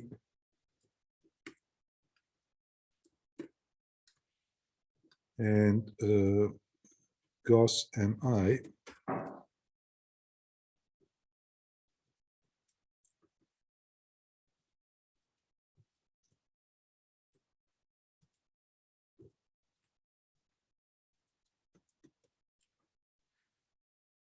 And what else? Wage G.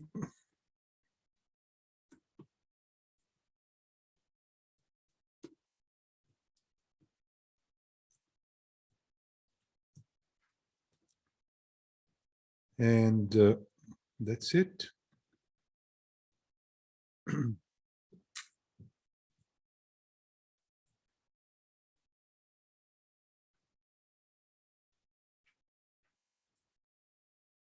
I think so. I think these are everything we need.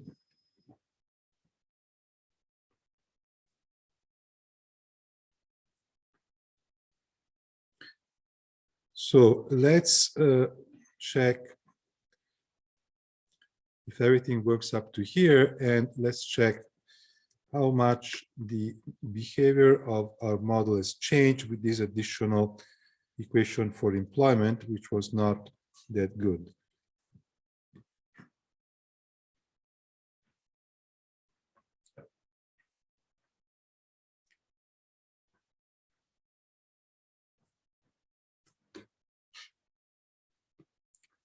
These all worked.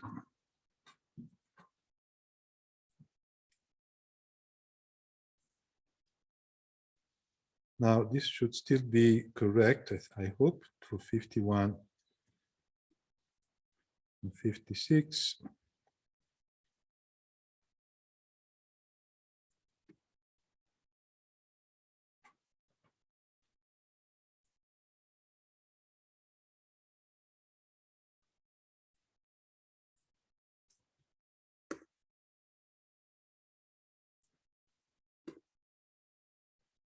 Okay, so everything worked. Estimate seems to be okay for all equations. So now we want to simulate, but we don't want to have the projections yet. So we want to simulate up to 2021.3. And we want to plot the outcome in terms of NAFA W was our control variable. What now? Now we have more than 51. Site 60.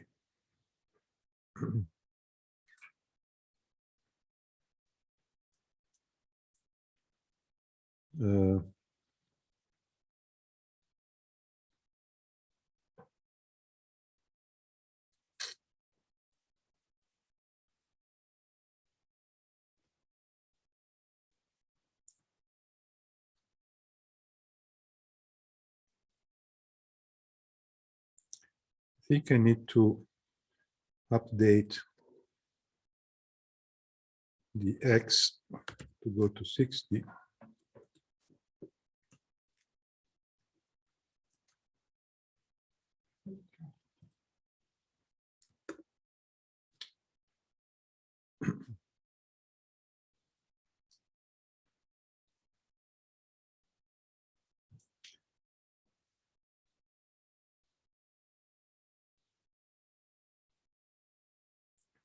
Now the simulation is not only 50. So what if I have this from 10 to 60?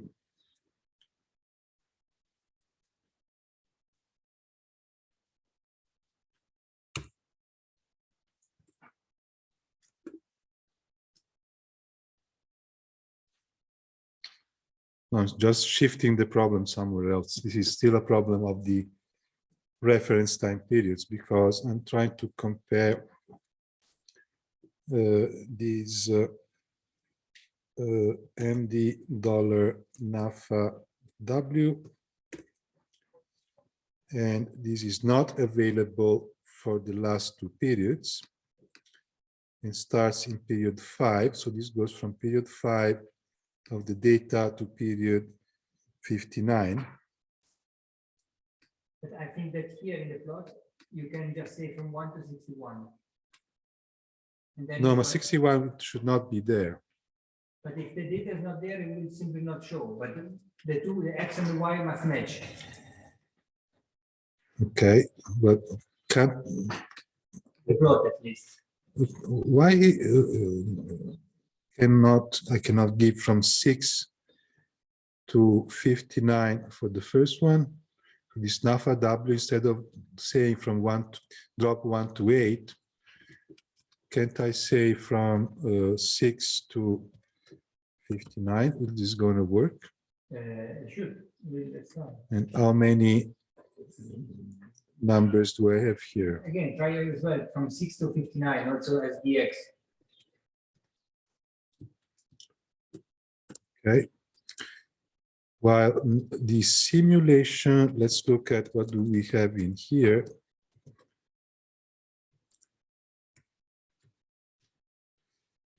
For a NAFA W. Now, this is a time series. So 61 is going to be 2022 quarter 1. but I'm not sure how this is indexed. You can measure with the function length how many things you have inside this MSFC model simulation. So length, and the inside you look exactly.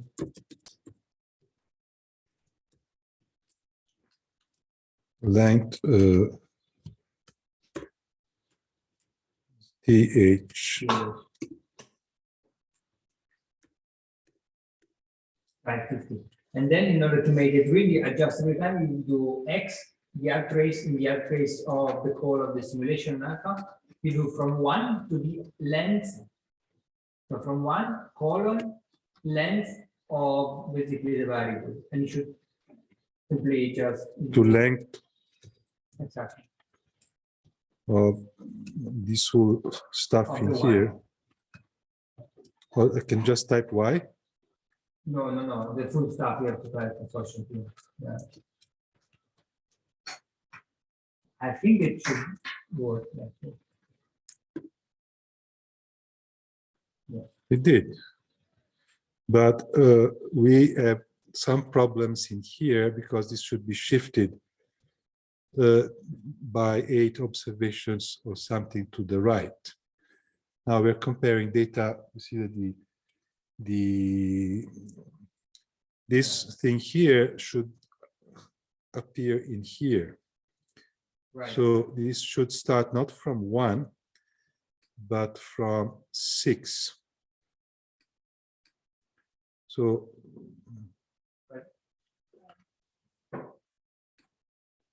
I think that both of them should, so both axes should be the same. So from 1 to the last, right? I don't know what you want to. well, the problem is that they are indexed in different ways. Okay. Yeah. So now we're taking some observation from the first data set, compare them with the observation in the second data set that's shifted. So, this should be shifted onward. And again, if we had the same time index, it would be easier. But now we have indices which are not matching. So we don't really know what to do here. Other than using, I don't know, can I use a lag here? I don't think so. No. So we need to have the same from 6 to, I've lost track of how many in the second trace. Yes. The X should start from from 6 again. Okay. And then should go to the length of the simulation alpha is 50. Minus 5. I think 50 minus, okay. I believe you should put this in parentheses. And parentheses there, close, and one that begins after the semicolon. Yeah. Okay, that's right. That's right. Match. 40 and 50. Now I have to restrict this.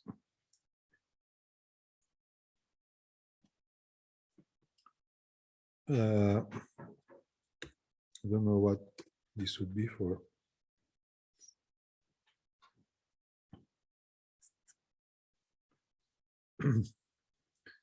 But what if I create NAFA WS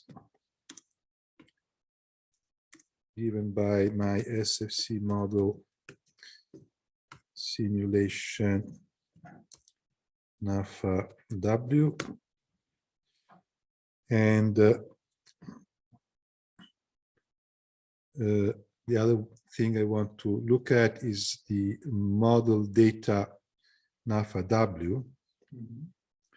So let's call this NAFA W D for data, and this has to be model data $NAFA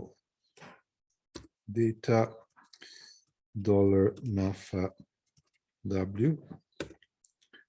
So now I can look at the two NAFA WS. Sorry, it's my EViews syntax, but this still is.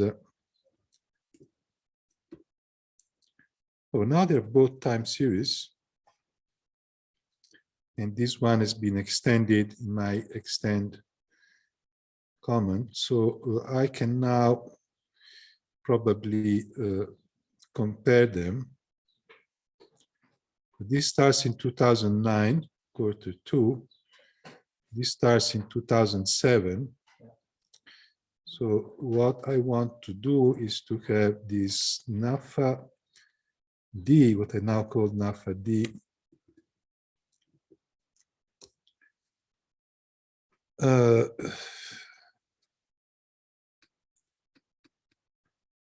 so NAFA WS starts later. So NAFA WD should start from observation number 9 until I think it's 61. No, it's 59.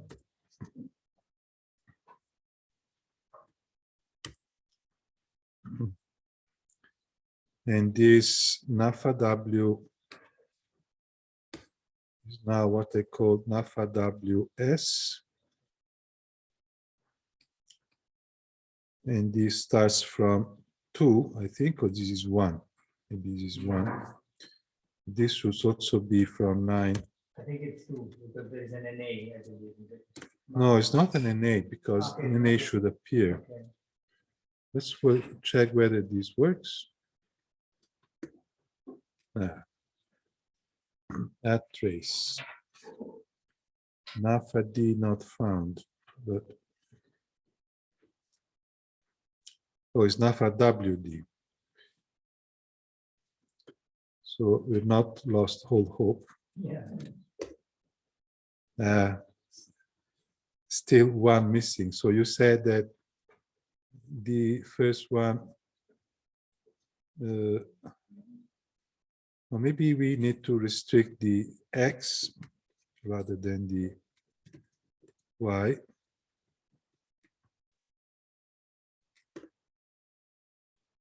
No, I give up. I need another break. But we really want to have a data frame which is a time series data frame, because that would make our life much easier than now. And it should not be too complicated to get there. Okay, so let's have another break, cigarette break for me, whatever for you, and then we decide what else we want to play with. But I also wanted to replicate what we have done in here.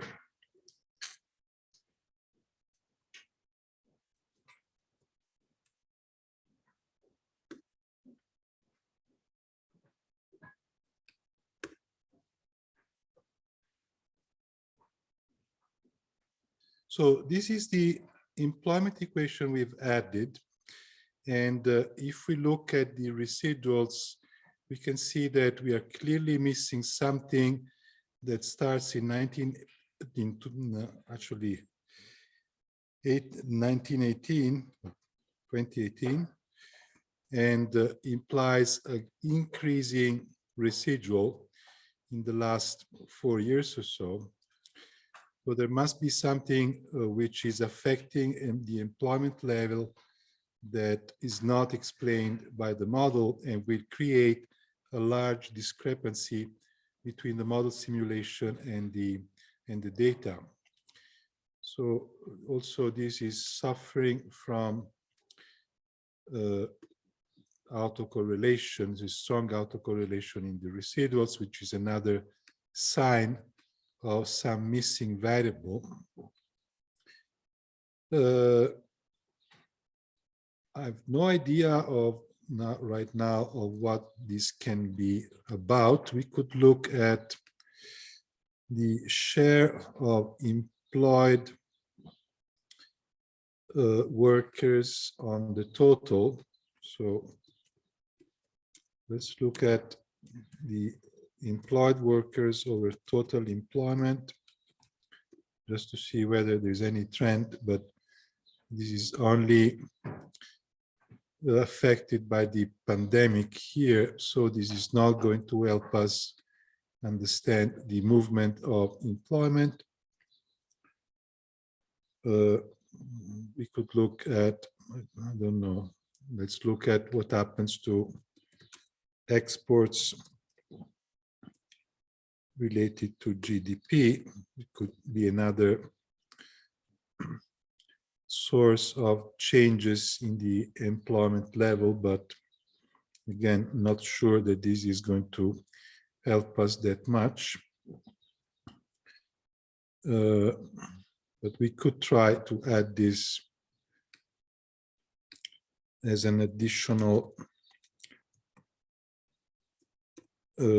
explanatory variable and see what happens. And this is slightly significant, but it's not solved our problem. Let's look at whether we at least remove the autocorrelation using the lagged employment level. Still, I don't think that we have obtained a reasonable estimate. Finally, we can try to take away the second quarter of 2020.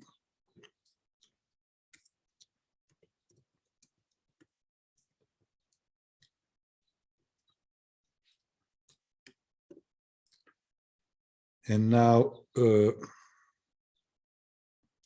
still, I don't think we have fixed everything. Yes, we still have these residuals increasing in value from somewhere around 2019 to present. And we still have this seasonality in the residuals, but only in the last part of the sample. Now, I don't know what happened in Mexico, and this is the big problem. Let's try to add also the fourth leg of the dependent variable, but this is not significant, so it's not going to remove the seasonality in the residuals. Last thing we can try is a structural break. And here, is something I always tell to my students. So if you look at the results you have in the sample, it seems clear that your model, the model is explaining relatively well from 2010 to 2018. It's not working well during the Great Recession. It's not working well after 2018. So we could try to split the sample in three parts and estimate the coefficients separately in these three parts. But what I tell my students in my first class of econometrics is that if you look at the data and you set the model so to replicate the data, you are just, feeding the right answer to the model, and it will be the outcome of an arbitrary choice. So what you will want to do instead is to look for some breakpoints that are not arbitrary. So if you introduce this routine to check for this, but this will ask to remove the, these dummy variables, because this routine will estimate the model over subsamples. And if you have a dummy, it will make the matrix singular. So without the dummy, we can try this multiple breakpoint test. And this is suggesting that 2019 is a breaking point, and 2014 is possible another breaking point. 2010 is another breaking point. So these would allow us to use a structural break, which has not been identified by our own judgment, but by the search for the best way to split the sample in order to pass these structural stability analysis. And we can do that by adding a variable that in use is called after 2019 Q4. So this will shift the intercept after 2019, but we can also check whether there is a shift in the parameters by doing something like this. So basically, this is a test on whether the coefficient of GDP changed after 2019 with respect to the previous period. So the test is significant, and it's saying that employment reacted much more to GDP, actually doubled the link to GDP, the elasticity with respect to GDP after 2019. And we can also check the same for the wages by multiplying this by the real wage variable. And this is again saying that the elasticity to the real wage is doubled in the last period against the previous period. So with these changes, we can check the behavior of our residuals, and now they are no longer trending in the last period. We are still missing the previous period of the sample, but this is usually less important when we are interested in doing projections, because for doing projections, we want the latest period to be well tracked. So this seems to be a much better answer. We still have this feature, which I don't like at all, that the employment reacts negatively to the real wage, but we'll have to live with it. So I think we can also apply this into R, pending our search for the use of everything as time series. So if we want to add these, let me check where we define the dummies. Okay. So as we define these dummies, we can define a dummy for 2019 Q4, and this will be a break dummy. So usually use a B, and this should be an if-else MSFC model data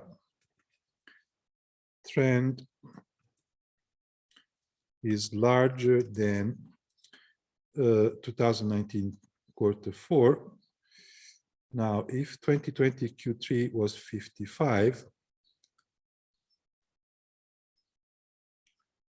it should be 49 or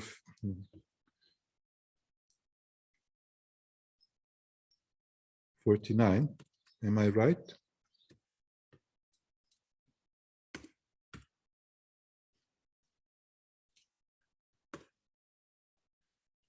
And we want to do this. I'm going to copy this for this new variable, data 2019 Q4B.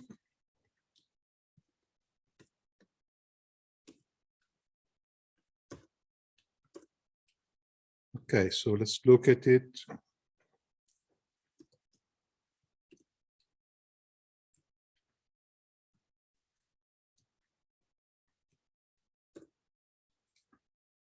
And no, I was wrong. So this should be not 49, but 51.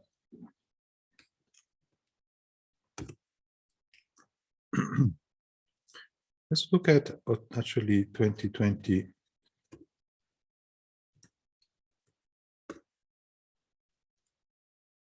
Oh, that is not defined.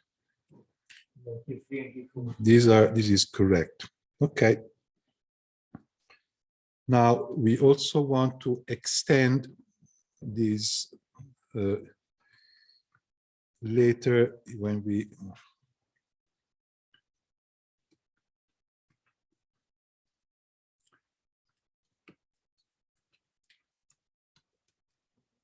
run this. So this should be 19Q4B, 19Q4B, and this should be constant to have once. So now this should be fixed, and I can try to add, where is the model? Here is the model. So I can modify my employment equation and use the same structure I have here. And I'm going to have a much longer list of parameters. So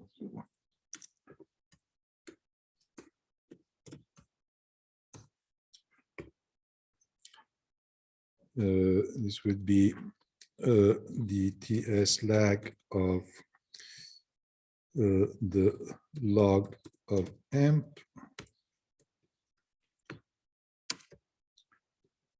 plus these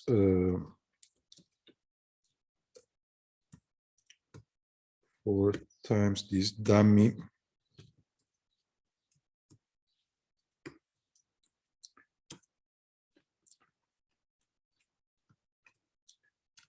plus fifth parameter, which is this one, times the log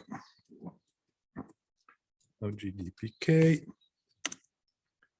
plus a sixth parameters, this times the log of wage over PPX. And here I have to add this other parameter to the list.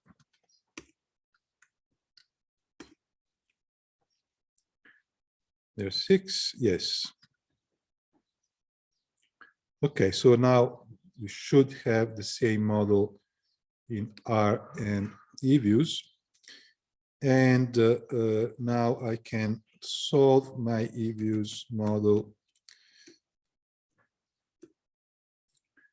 And this is 2009 to 2021 Q3, and look at whatever variable we want to look at compared to the data. And we are still getting a large discrepancy in estimating the balance of payment, but it's not so much worse than we had before.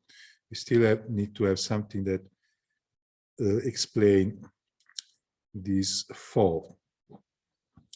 The other thing I wanted to look at, which is quicker to do in eViews than R, is to look at which variables are still exogenous now that we have endogenized the compensation of employees.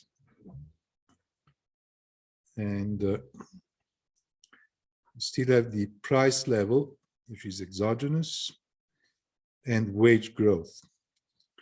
So let's try to play with the price level. So first of all, let's define, as we have already done in R, the series called inf for the growth rate of PPX. And let's look at, I think we have wage growth. Yes. So let's look at wage growth against inflation. I usually find it very interesting to look at the XY lines, because in EViews you can restrict the sample very easily. And what this is saying is that apparently there is no relation. So there was a relation from 2007 to 2012, which is what we expect. To a higher wage inflation, you had higher price inflation. But after 2012, there was a drop in inflation, which was not due to changes in the wage growth. And after that, you had an increase in wage growth without increase in price inflation. And then in the last years, again, it looks like you had a crazy movement due to the COVID. So first part of the sample, there is what we expect to have, higher wage growth, higher inflation growth. Second part of the sample, no relation whatever. Last part of the sample, COVID crisis. So this is not going to help us very much in trying to explain the, Yes, now we do have the exchange rate. So let's look at the exchange rate to the dollar. And we can look at the annual change. But again, it's not so easy to interpret this against the evidence. Let's check whether the change in the exchange rate over the previous year is correlated to the change in import prices over the previous year. And basically, this is saying that most of the change is due to changes in the exchange rate, meaning that the change in the import prices in dollars was very small. So most of the variation is due to the exchange rate. So this is very helpful because it suggests that we should be able to link the changes in this relative price also to the exchange rate. So now the orange line is the change in import prices relative to domestic prices, and they can be modeled with the exchange rate changes. From some point of view now, these are relative prices now exogenous. If we link it to the exchange rate, we will be endogenizing it, but with respect to the exchange rate, which is exogenous. So we are not adding that much unless we can explain the exchange rate. Okay, so the only thing we're adding is another error in determining the relative price, which may not be exactly what we are looking for. But let's play a little with an equation for inflation. And the other thing we may want to do now that we have the wages separate from profits is to look at consumption separately from investment. So here we already have consumption in real terms and nominal terms. So we can define a new price index as the consumption deflator. Sorry, series. So we can look at these two price indices and check whether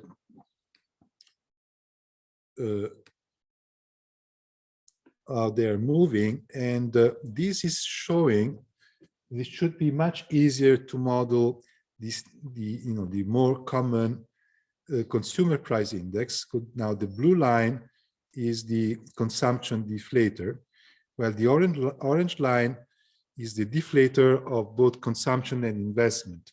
So this means that the deflator of investment goods is much more volatile than the deflator of consumption, which is usually the case.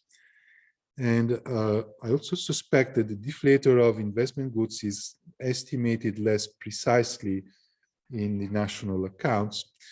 So these may help us improve a lot the modeling, especially if we are better able to find a connection between, let's call the inf C, the rate of growth of the consumption deflator. Sorry.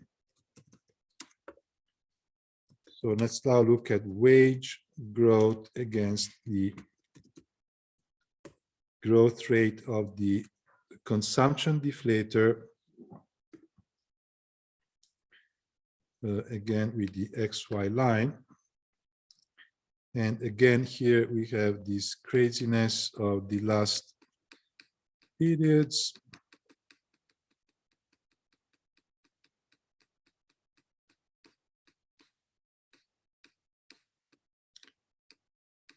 So once we remove the pandemic, now we do find a positive correlation, which is much better. So here now we can try to have an equation.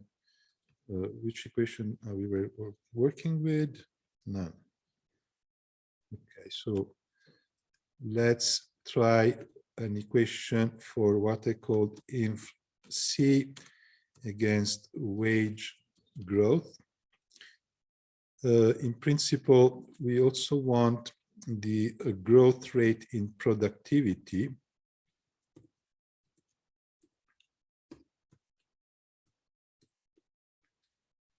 And we may want to have the lagged value of inflation to begin with. And now we have something funny, which is this negative value, but we saw that the pandemic made things completely different. So let's start to estimate this up to 2019. But still, when we include productivity growth and the previous inflation level, the link with wages is completely lost. So what if we drop the previous inflation level, and now this is mildly significant, but we have autocorrelation. This is no longer significant. We could try, we could lag the wage, or we could, let's compute also productivity growth.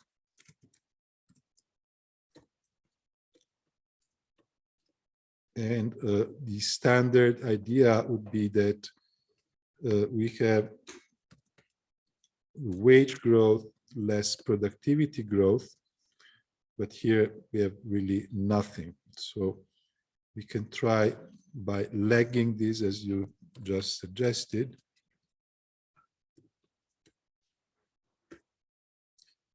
And still we have a negative link, which is not what we would expect.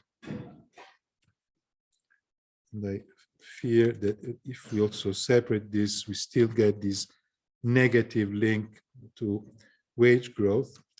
Now, let's try the other determinant of inflation, which is import prices. Still in growth rates.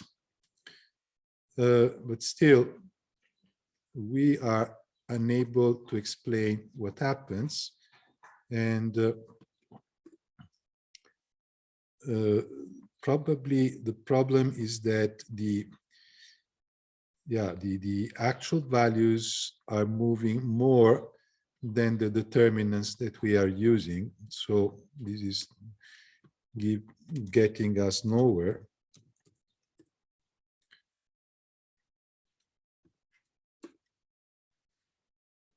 When we add the lagged inflation term, this becomes significant but with the wrong sign. This is significant but with the wrong sign. This is not significant but with the right sign. So yes, we are explaining something, but doesn't make any sense in terms of economics. So this is saying if the wages go up, they reduce prices. If productivity go up, they increase prices. It should be completely the opposite. Yes.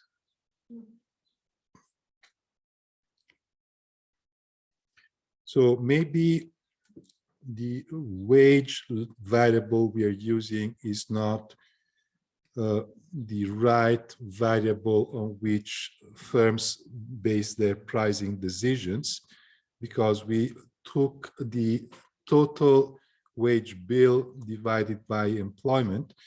But we know that in Mexico, a large number of people may work in the informal sector as self-employed, and that is going to affect our measure of wages. So I don't really know what to say. We could try adding the exchange rate. Huh? Commodity prices. Yes, but they in principle should influence the price of imports that we have used as an explanatory variable.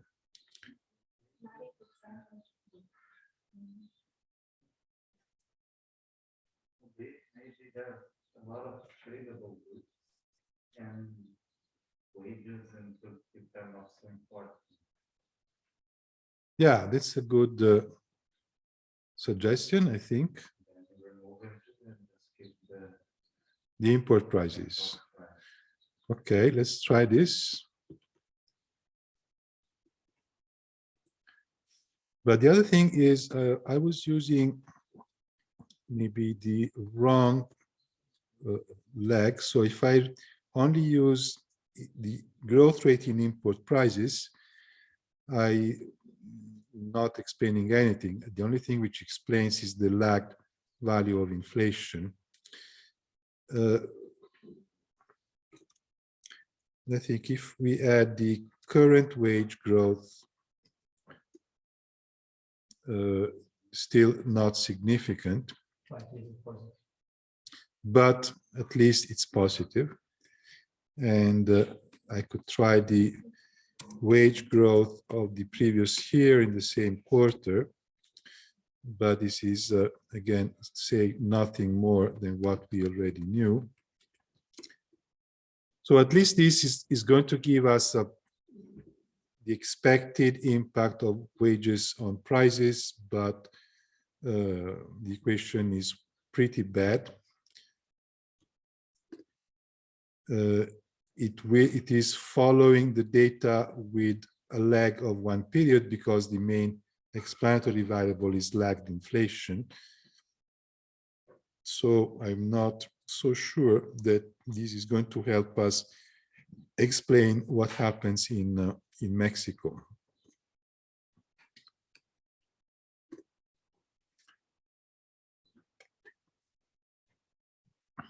I forgot why we wanted to begin to model inflation to begin with. What was the motivation to include inflation?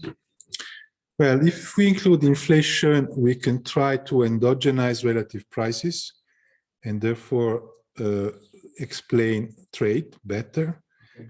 And also, since now we have the wage as a determinant of employment and the wage bill, if we have also the price level, this should complete the specification of income distribution in principle.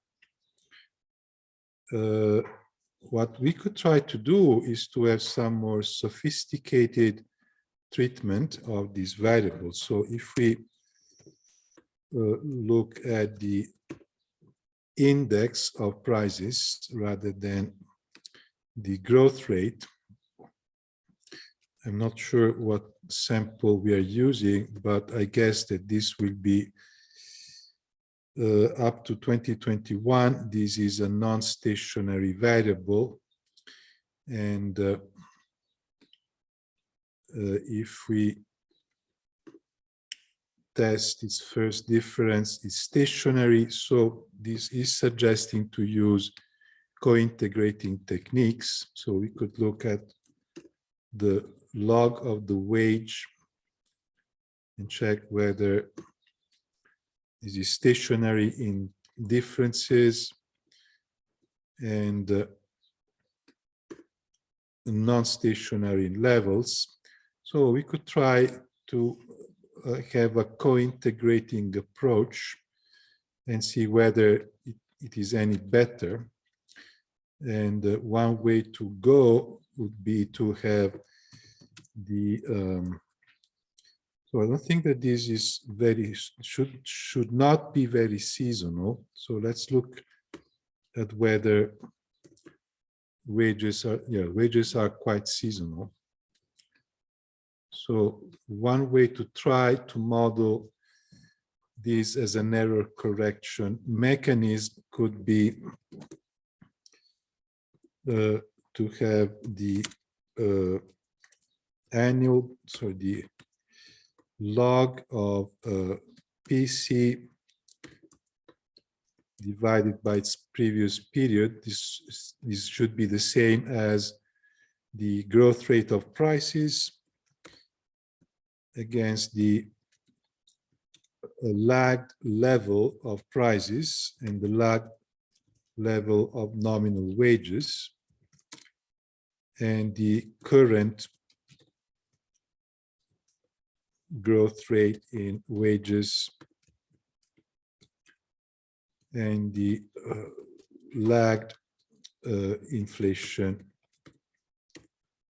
level.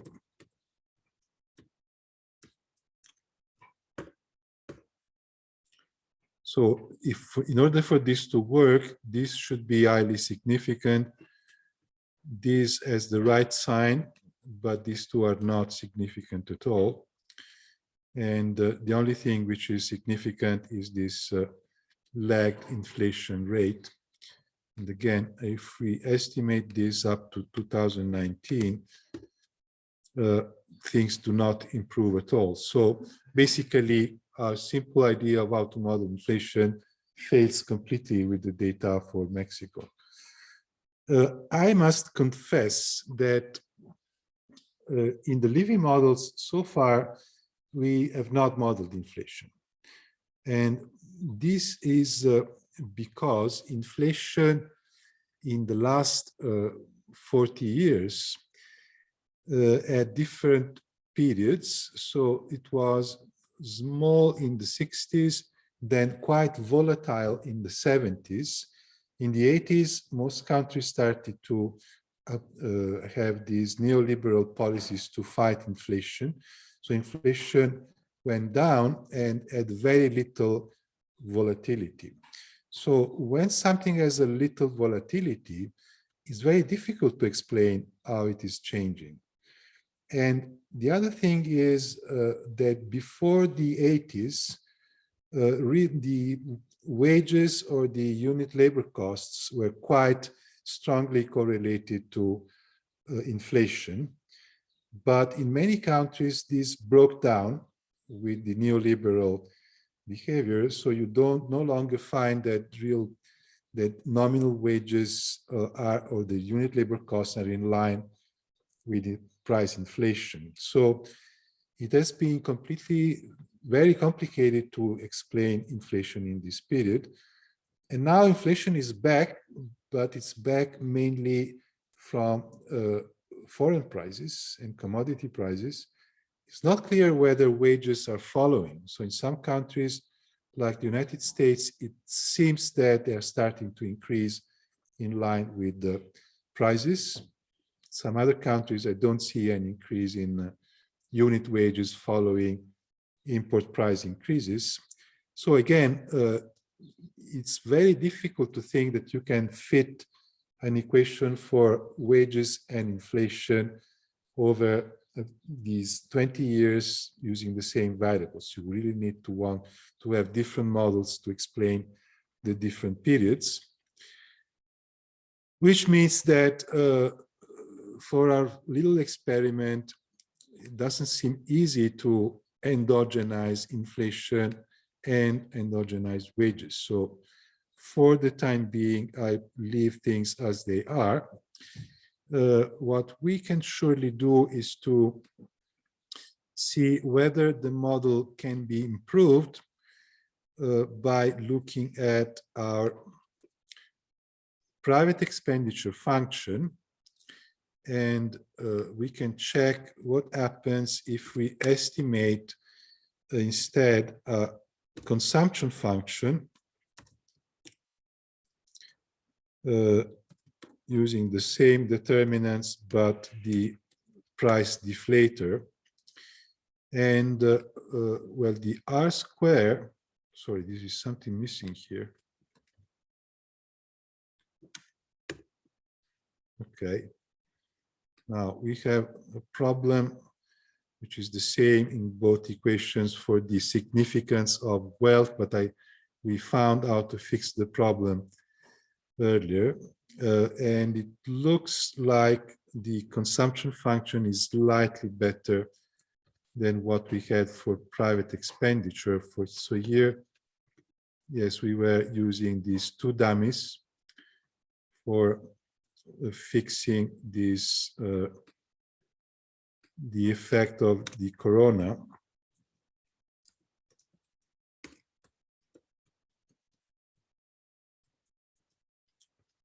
Where the third and fourth quarter of 2020. And this gave us a positive coefficient for wealth. And the same happens here. So basically, from the summary statistics, it's not very clear that we get a much better fit if we move from the private expenditure function to the consumption function, because the overall significance is smaller, although we are comparing two different variables. And the feedback of the stock of net financial wealth is even smaller than what we had here for private consumption, for private expenditure as a whole. So this is something we can do. Is useful if we find a good investment function, but I'm skeptical that it will improve considerably the ability of the model to replicate the data. Okay, so we, I think, can stop here for today. And